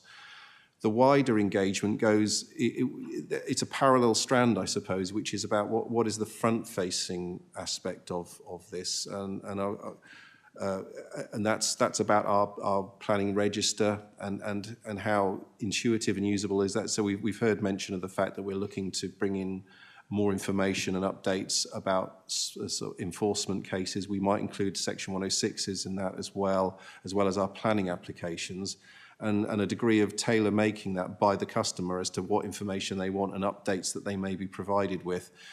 So that kind of work does involve engagement with our planning agents, with town and parish councils, so that we're getting their input into that. And actually, the planning register that you see at the moment will hopefully in time also start to look much more inviting as a web page and intuitive, so that people can get that information. So yes, there is a crossover both externally and internally, but we do have an internal focus to make sure that the back office systems are working as they should do.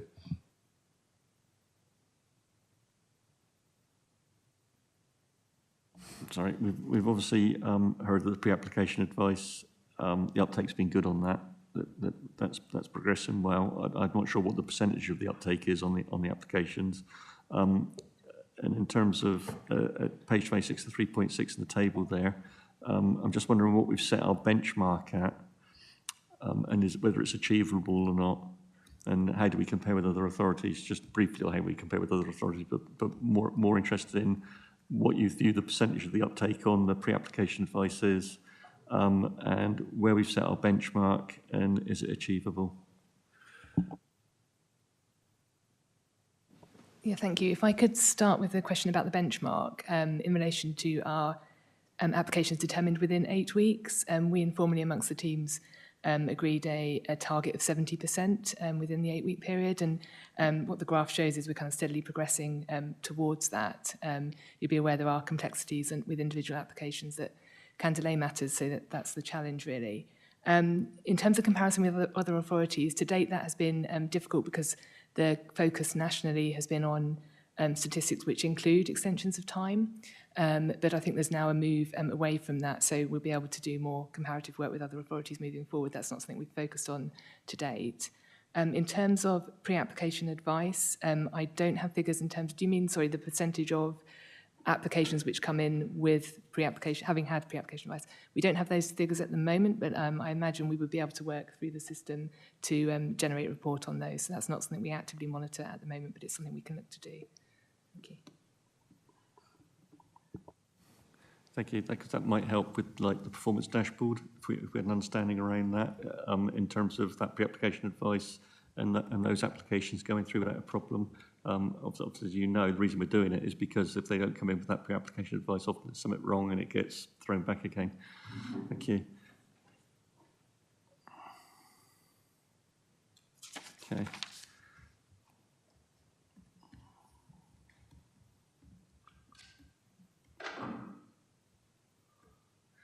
So yeah, just one question around when do you envisage that the new platform would be completed? Is it just going to be an ongoing improvement thing, or do we have a set date as to when we're going to complete this project?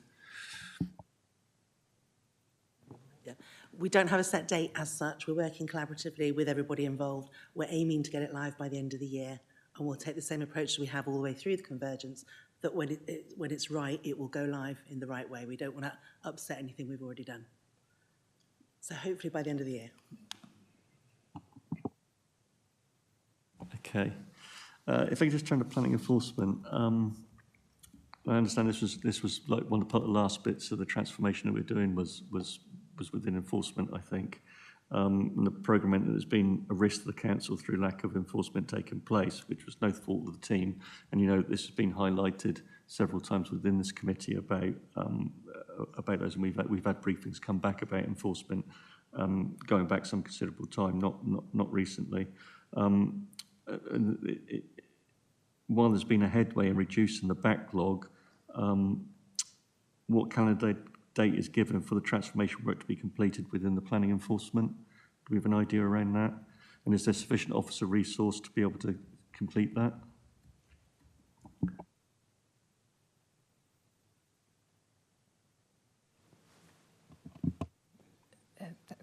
Thank you, Chairman. So in regard to the planning enforcement, as you're aware, the planning enforcement audit was recently undertaken, a number of actions identified.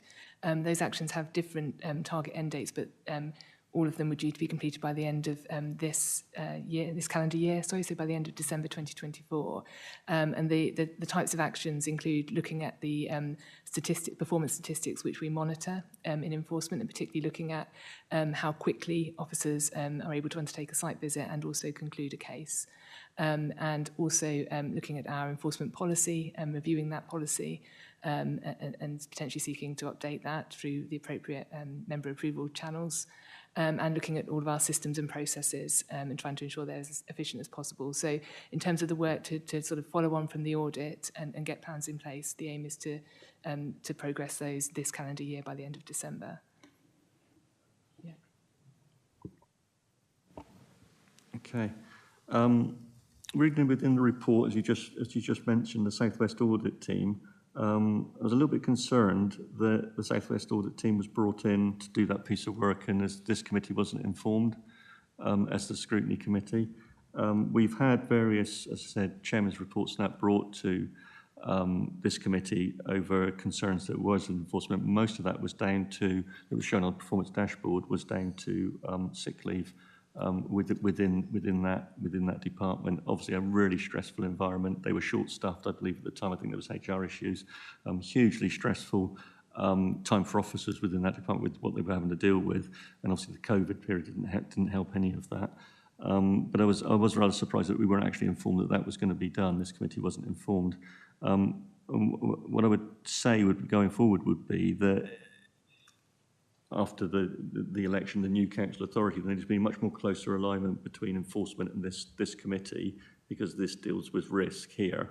And enforcement, if it's not being done properly, I'm not saying it hasn't been, it has, and I think they've moved huge strides to get where they are. But obviously it presents a risk, both financially, reputationally, to this authority. So I think there needs to be much more closer alignment between what enforcement is doing and reporting back to this committee.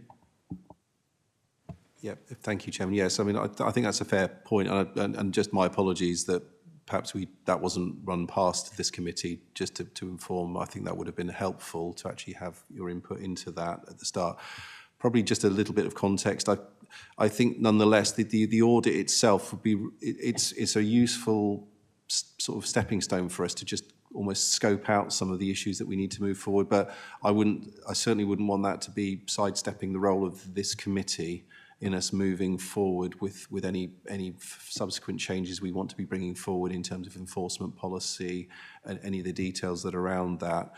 Because I think if we're going to have a robust policy for enforcement, then having it scrutinised before we as a council, we adopt that as an approach, will just ensure that, well, not only that it's fully tested to make sure it meets expectations and is realistic and robust, but at the same time, we want all members of the council to be on board with that as well, because actually it's going to help officers to have the support of members and us working as one team when we're dealing with planning and enforcement across Dorset.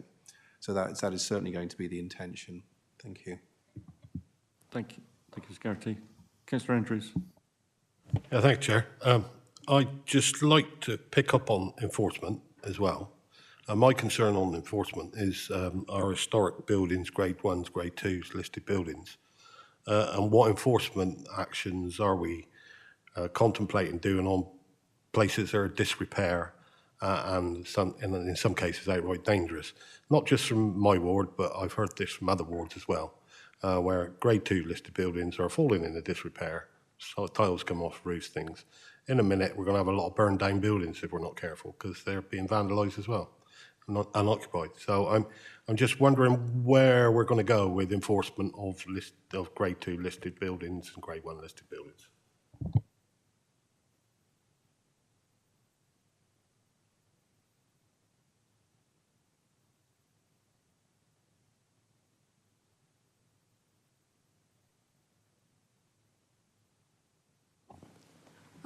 Thank you, Chair. Alison Turnock, Service Manager for Conservation. There are a lot of issues. I would agree with you at the moment. One of the things that we've started working, Darren and I together with Anna, looking at these, the options and the processes that we can go through. And I think it is something that it would be good maybe to take back to this committee later in the year. We do have a number of options that we can take. One of the issues with a lot of the options is that if we can serve Section 215 notices, we can look at urgent works notices, we can look at repairs notices. One of the issues with those is if the owner of the property doesn't do the work within the time frame that we request, the next steps for us as a council, generally speaking, are either we have to get the work, we have to pay for the work up front to be done, or we look at compulsory purchasing a building. Now, when that happens, we put what's called a charge on the property for the cost of the works that are undertaken. And as and when such time that that property is sold, we then get to recoup our costs. Now, one of the issues that I think Anna, Darren and I are going to have to work jointly on and probably have a bit of discussion with members about is the extent to which the local authority is happy to take that forward, because at the end of the day, we're talking about private properties that are the responsibility of those who own them, and the implication in terms of council taxpayers, if we then have to pay that cost as a council, and we could be waiting a considerable amount of time before we recoup that cost. So it is absolutely possible, but when we are embarking upon anything at the start, we need to be aware of what the potential implications going all the way through. And as we've heard, we are in the process of, Anna's in the process with Darren of reviewing the enforcement process. And this will be, I would say, one of the key aspects of it. We have had one or two cases where we have put on, we've had one where we put a Section 215 on, which was at Brewers Quay, which was obviously a significant building in Weymouth. And it's a considerable amount of work, but the conservation officer at the time drafted the list of all the works that were required. We were getting to the point of the time frame expiring. Fortunately, that then was sold and purchased by someone else who is now engaging with the planning process to actually do that work. So I'd say that's one that's reasonably successful, but each of these are very time consuming. And I think one of the things we also want to look at is, you've alluded to the fact that we've got different grades of buildings. We've got grade 1, grade 2, grade 2 star. The majority of the listed buildings are grade 2. And obviously, with limited resources, we need to be making sure that we look at how we focus and target the work on the most important ones. So, yeah, so I think, is there anything else that Darren or Anna would want to add? Is that a reasonable summary? So it's something we are aware of, but we are also aware of the implications of undertaking such work. So obviously Mike will be very involved in that work as well. Thank you. Thank you. Okay. My next question, I said, started with, can you guarantee? So it's at page 29 at 5.1 and 5.2, and I'm not going to say, can you guarantee? I wouldn't put you on the spot, Mr. Guarantee, but it's rather, are you content that the £262,682, if my maths are right, that's left in the kitty, will be sufficient in the budget to complete the planning transformation project? Are you content with that? I would say probably the answer to that would be no, but that's that's not a bid for more money. And I think partly it's because a lot of the transformation isn't just around what is in the budget. So a lot of the work, they're essential elements of the budget are necessary for doing the things, like, for example, procuring the software systems and all that, where we need the money to be able to do that. And then if we're bringing in expertise to support through that transformation. But actually, a lot of this is about ongoing transformation as well. So it's about making sure we maintain the momentum and the process is about that continuous improvement cycle, so that officers are also engaged in taking the responsibility themselves and know that they can do things proactively to support that. So the culture of the service is actually really important in that. I wouldn't want to say that it's enough. We will tailor what we can do with the money we've got, basically, and there may be other things that we would like to do, and which may require something a little bit more than what we can just do with in-house resort, and that might be something that we have to consider in future. But it's that would be my I suppose my overview of the position. Thank you. So Mr. Britton might be having to have a chat with Mr. Dunn then at some point in the future. Did you want to speak, Mr. Britton? Noted Mr. Garrett's comments, Chair. Thank you. Okay, members, any more questions from members? No? So if we just do a quick summing up, Ms. Watson, there was a couple of points we raised, wasn't there? Did you want to go through those?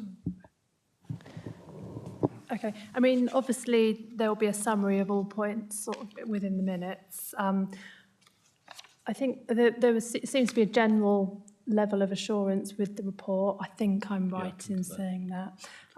General points. There was a point about opportunities for improved reporting from bringing the systems together. Looking at the communications around enforcement issues, and that's for residents, councillors and town and parish councils. Data, the provision of data on the uptake of pre-application advice, and I think you raised a point about how that links to the performance dashboard.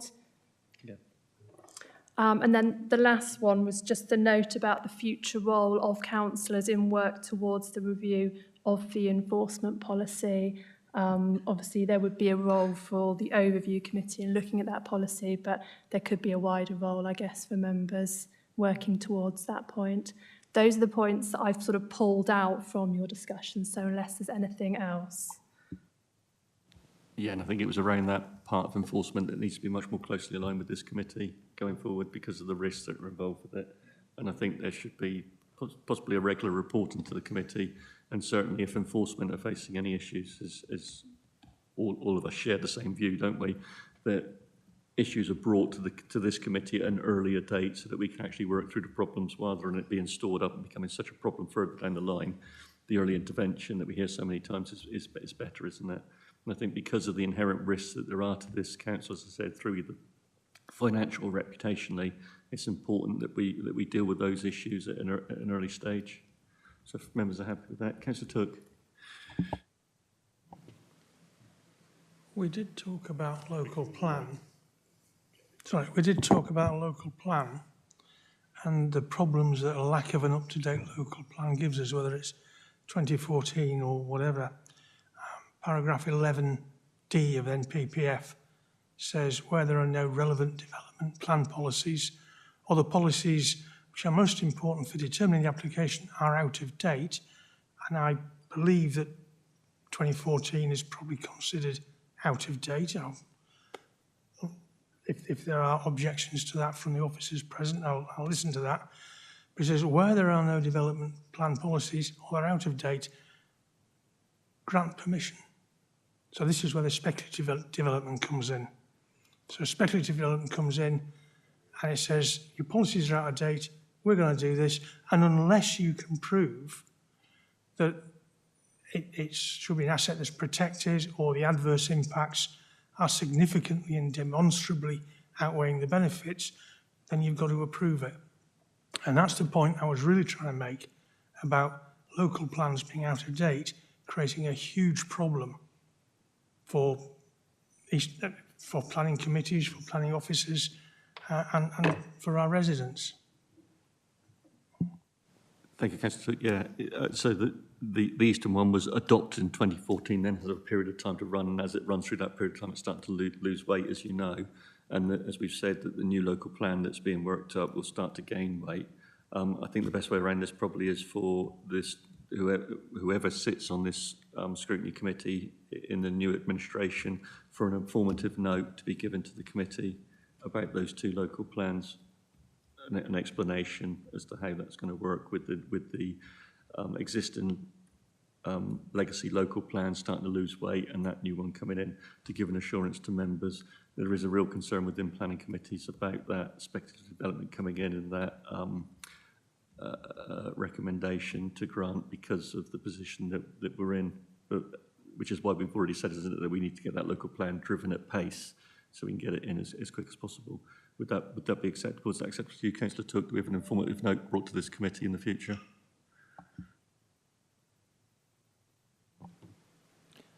Yes, I think we need to have a clear understanding of the balance of where we are with the current local plan or core strategy, arose by another name, and the emerging local plan, and indeed emerging neighbourhood plans, because emerging neighbourhood plans will need to accord with the core strategy in the current local plan. They don't need to accord with the emerging local plan, except that they may need to adjust as that develops. So it's an ongoing and moving feast, but we need to have some clarity around it. And we especially need to understand how it affects speculative applications in view of paragraph 11D of the NPPF.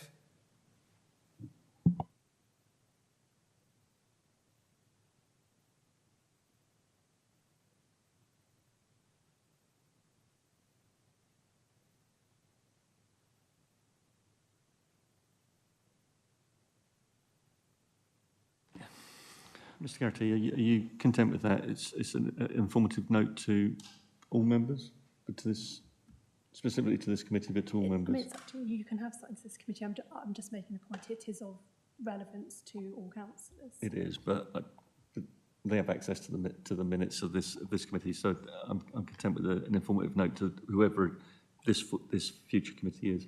Councillor Canning, did you want to come in at this point? I mean, I just wonder if what we should be doing is producing a briefing for new members in the new council. So, yeah, okay. That's fine then. Sorry. Yeah. I was going to come to that as we said similarly. I'm expecting this to be taken up in part of the induction programme for the new council for the members, which is part of that process in a way. But as I've said, I would like an informative note coming to this committee, whoever may be sat on it in the future. But I think you want to take up some of the issues that Councillor Took has rightly made within that induction programme with the new council coming forward, so they actually come in having an understanding around the issues that we're faced with in planning. Yes, thank you, Chairman. I fully take Councillor Took's concerns about out-of-date plans if it's going to be a problem. Just to comment on that, whether or not a plan or policy is out of date has to have regards to the context and whether circumstances have changed as well, because if there are a number of policies that you might have, for example, that are very much aligned with the current national planning policy framework, so actually we could rely on those as being reasonably robust, even if they're old policies. The ones that cause more concerns are the ones that are out of kilter with national planning policy. But that doesn't mean to say that you can run roughshod over every issue. If it's going to cause material harm and cause the issues raised in the national planning policy framework, you can still use that as a reason to resist development and not just go with the flow just because it's for housing. So there are things we can do with that. On the note, what I would suggest is that it would be advisable for us to combine a wider sort of communication with all councillors about maybe the status of all of our plans and how we're moving forward and the timescales for all of that. That could be combined with the training that we're going to be running after the election, because that would be the timing of that would be good. But I'd be perfectly happy to provide a note that pulls that together as a briefing note to bring back to this committee. If that's what you'd want, that would be fine. Yes, thank you. As I say, I do specifically want a note for this committee as well for whoever may be chairing it and sitting on it in the future, so they've got a basis to work from in case they wanted to put that into their future work programme to have regular updates, which is why I think it's important that we get a briefing note back to this committee as well. Okay, members, you've read the report. Are you content with it? We're happy with it, I think. Yep. So the report is noted and we've made some recommendations. can I just, on behalf of the committee, thank the planning team, all of the planning team. If you can take that back to planning, please. I think you've moved heaven and earth to get us where we are, with extremely difficult circumstances, with the convergence of bringing those 6 authorities together, COVID, the local government organisation, the whole remit. It's been quite an outstanding journey on your part, so thank you very much. Thank you, and thank you for attending. Thank you. Okay, members, we'll move to agenda item 8, performance scrutiny. Presenting is David Bonner, Service Manager for Business Intelligence and Performance, and he's going to show us the performance dashboard, and he's also accompanied by Mr. Chris Swain, Risk Management and Reporting Officer. Apologies for the length of time you've had to wait, officers, but thank you.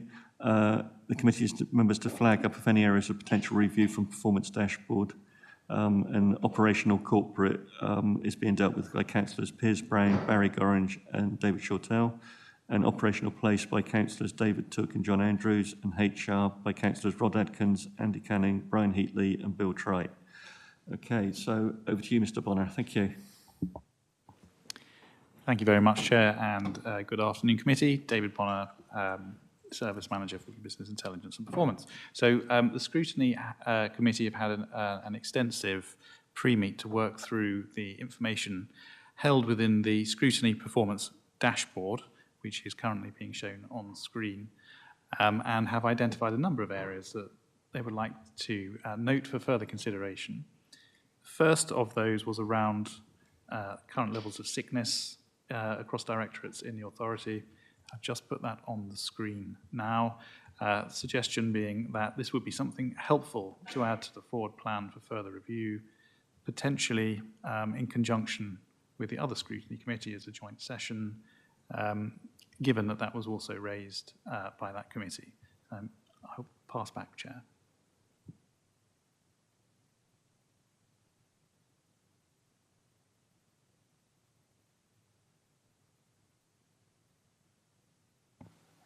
Not necessarily a question. It's over the years, it's something that regularly comes up, and it's not a problem that has a necessary and easy answer. So if we just want to look at ROI on our time as a committee, is there something different that we can do compared to we just probably discussed it 3 years ago? It's just my observation, Chair. Mr. Bonner, do you want to make any response to that? Thank you, Chair. So we do monitor sickness across a number of different areas, long-term sickness, short-term sickness. It would be helpful, I think, for us to look at a paper on this. Certainly my business partners are in constant conversation with our HR representatives and the HR business partners to explore potential new avenues or different metrics. So would welcome any feedback from the committee. Okay. Obviously, we had a significant issue over that COVID period with the officer core shrinking, partly through HR, part legacy from the local government organisation where we lost officers and officers moved on to New Horizons.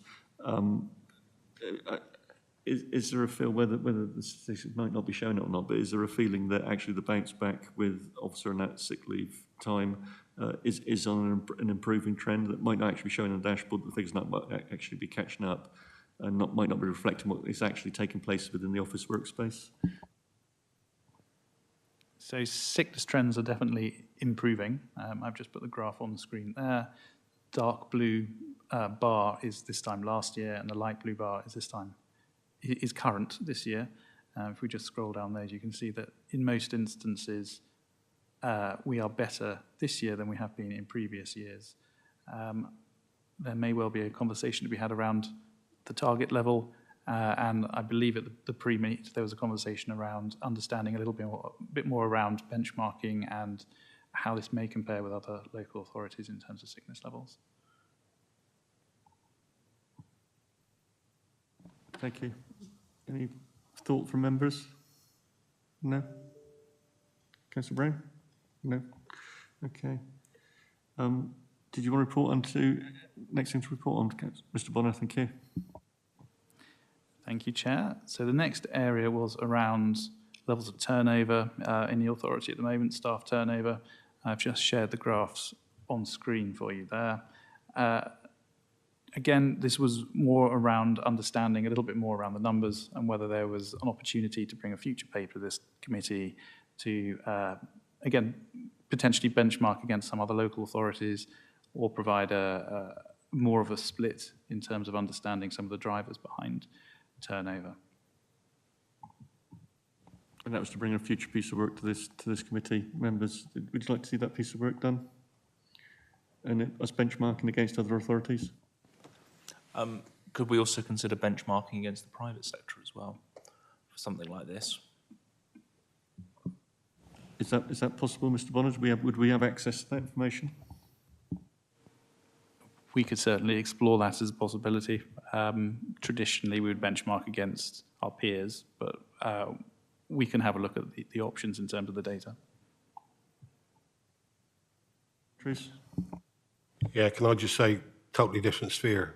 We probably pay our people sick pay, whereas the other sectors don't, not necessarily.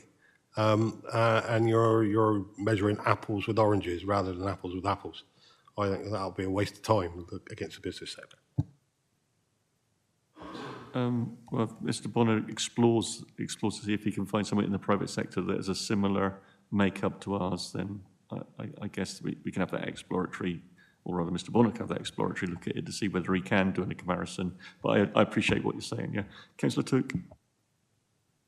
I was just going to say more or less what you said. It needs to be comparable organisations. So if you look at the number of employees we've got, the turnover and the spend that we have, and we need to compare that with that sort of size organisation. I suspect that size organisation will pay sick pay rather than the smaller ones that tend to rely on SSP. But I don't think it's going to be an easy task. So, and looking at Mr. Bonner's face, I don't think he thinks it's going to be either. Councillor Canning. Thank you. A very minor point, but I think it would help the interpretation if the colour differences were a bit larger. Having different shades of blue isn't always easy to spot, but having yellow against blue or whatever it is, but it makes it easy to understand. That's an interesting point, actually. I don't know how that affects colourblind people. I don't know. I don't know if we've asked that question, or maybe we need to with some of the graphs and we're doing within the authority. Sorry? Okay. Thank you. Thank you for that input, Councillor Andrews. It's obviously getting late in the meeting. Mr. Bonner, back to you. The next point, please. Thank you very much, Chair. Yes, I agree with the councillor's points. We are currently reviewing these dashboards, as you know, and we will look at accessibility as part of that review and how we're presenting some of the data graphically. And I will pick up with HR in terms of that report. We do need to accept, of course, that there are unique pressures on local government in terms of some of the activities we complete across the directorates, which may not well be well represented by comparison with other industries. So I will pick that up with the HR and we'll come up with an appropriate analysis. Do you have anything else to report? So thank you very much, Chair. So that brings us on to the third and final area that was flagged by the committee for consideration, which was around the percentage of land charges processed on time. Not because this is a red metric per se, but because the target is set at 100%. And there was a conversation around whether or not that's an achievable target over a longer period, or if it represents something that is maybe too high. So I'll go back to the committee. Back to you, Chair. Members, it does seem a hard task to ask 100% performance on land charges. Anything dealing with legal, my understanding is, does take a period of time. Councillor Andrews. In this field of measuring, 100% is very, very harsh on our service because you could have 100 applications in 1 week and you'd never actually get them completed. So there will always be an exception in this area. And I think they need to seriously, the service providers need to seriously look at that target and see whether it's what target is going to be one to exceed to. So, members, do we want to make a recommendation back to legal? I guess this is, isn't it? It's legal that they possibly have a reconsideration about what their benchmark is and make life perhaps a little bit easier for themselves. Yeah, are we content with that? Okay. Anything else, Mr. Bonner? That concludes everything, Chair. I will just say I've put the graph up on screen so you can see the brilliant progress that's been made by that service this year. It has hit 100% most months this year, which is obviously a very positive position to be in. But just again to give committee comfort that the business intelligence and performance business partners carry out an annual review of targets with the services. So I will go back to this particular business partner and ask that to be raised as part of those conversations. Thank you, Mr. Bonner. Okay, I think that concludes everything for the performance dashboard. Okay, and Mr. Swain, thank you for accompanying Mr. Bonner. And I can't speak for the future committee, but I would suggest that they're going to welcome the future performance dashboard and risk dashboards that are being worked up at the moment. I know there's a lot of work going on in the background and you're reconfiguring those dashboards, which obviously is the tool that the future committee will need to use to do the scrutiny within the authority. So members content with that report from Mr. Bonner? Yeah? Okay, thank you. So if I move on to agenda item 9, Place and Resources Scrutiny Committee Work Programme. To note the draft work programme for 2024-25, the consideration by committee post May 24. So, Ms. Watson, did you wish to say anything on that? So that's a no then, Ms. Watson, thank you. So I'll move to agenda item 10, executive arrangements for forward plans, the draft cabinet forward plan, draft shareholder committee for Care Dorset Holdings Limited forward plan, and the draft shareholder committee for Dorset Centre of Excellence forward plan. And this committee has obviously used this information to identify potential areas for post-decision review. Are members content with what's on the forward plan, are they? Okay, so I'll move to agenda item 11. Urgent items, there are none. I'll move to agenda item 12, exempt business, which there is none. And I will close the meeting at 12:17. Thank you, members. Just before I do finally close it, actually remiss of me, I'd just like to thank the committee for all the work that you've done over these last few years and for the input that you've had. It's been a pleasure chairing you. And thank you for all the contributions that you've made. And also say thank you to all of the officers that have appeared before this scrutiny committee during its time for this council authority's administration period. And a special thank you to Miss Lindsay Watson, who has kept me on the straight and narrow, which was almost an impossible task really, but somehow she's managed it.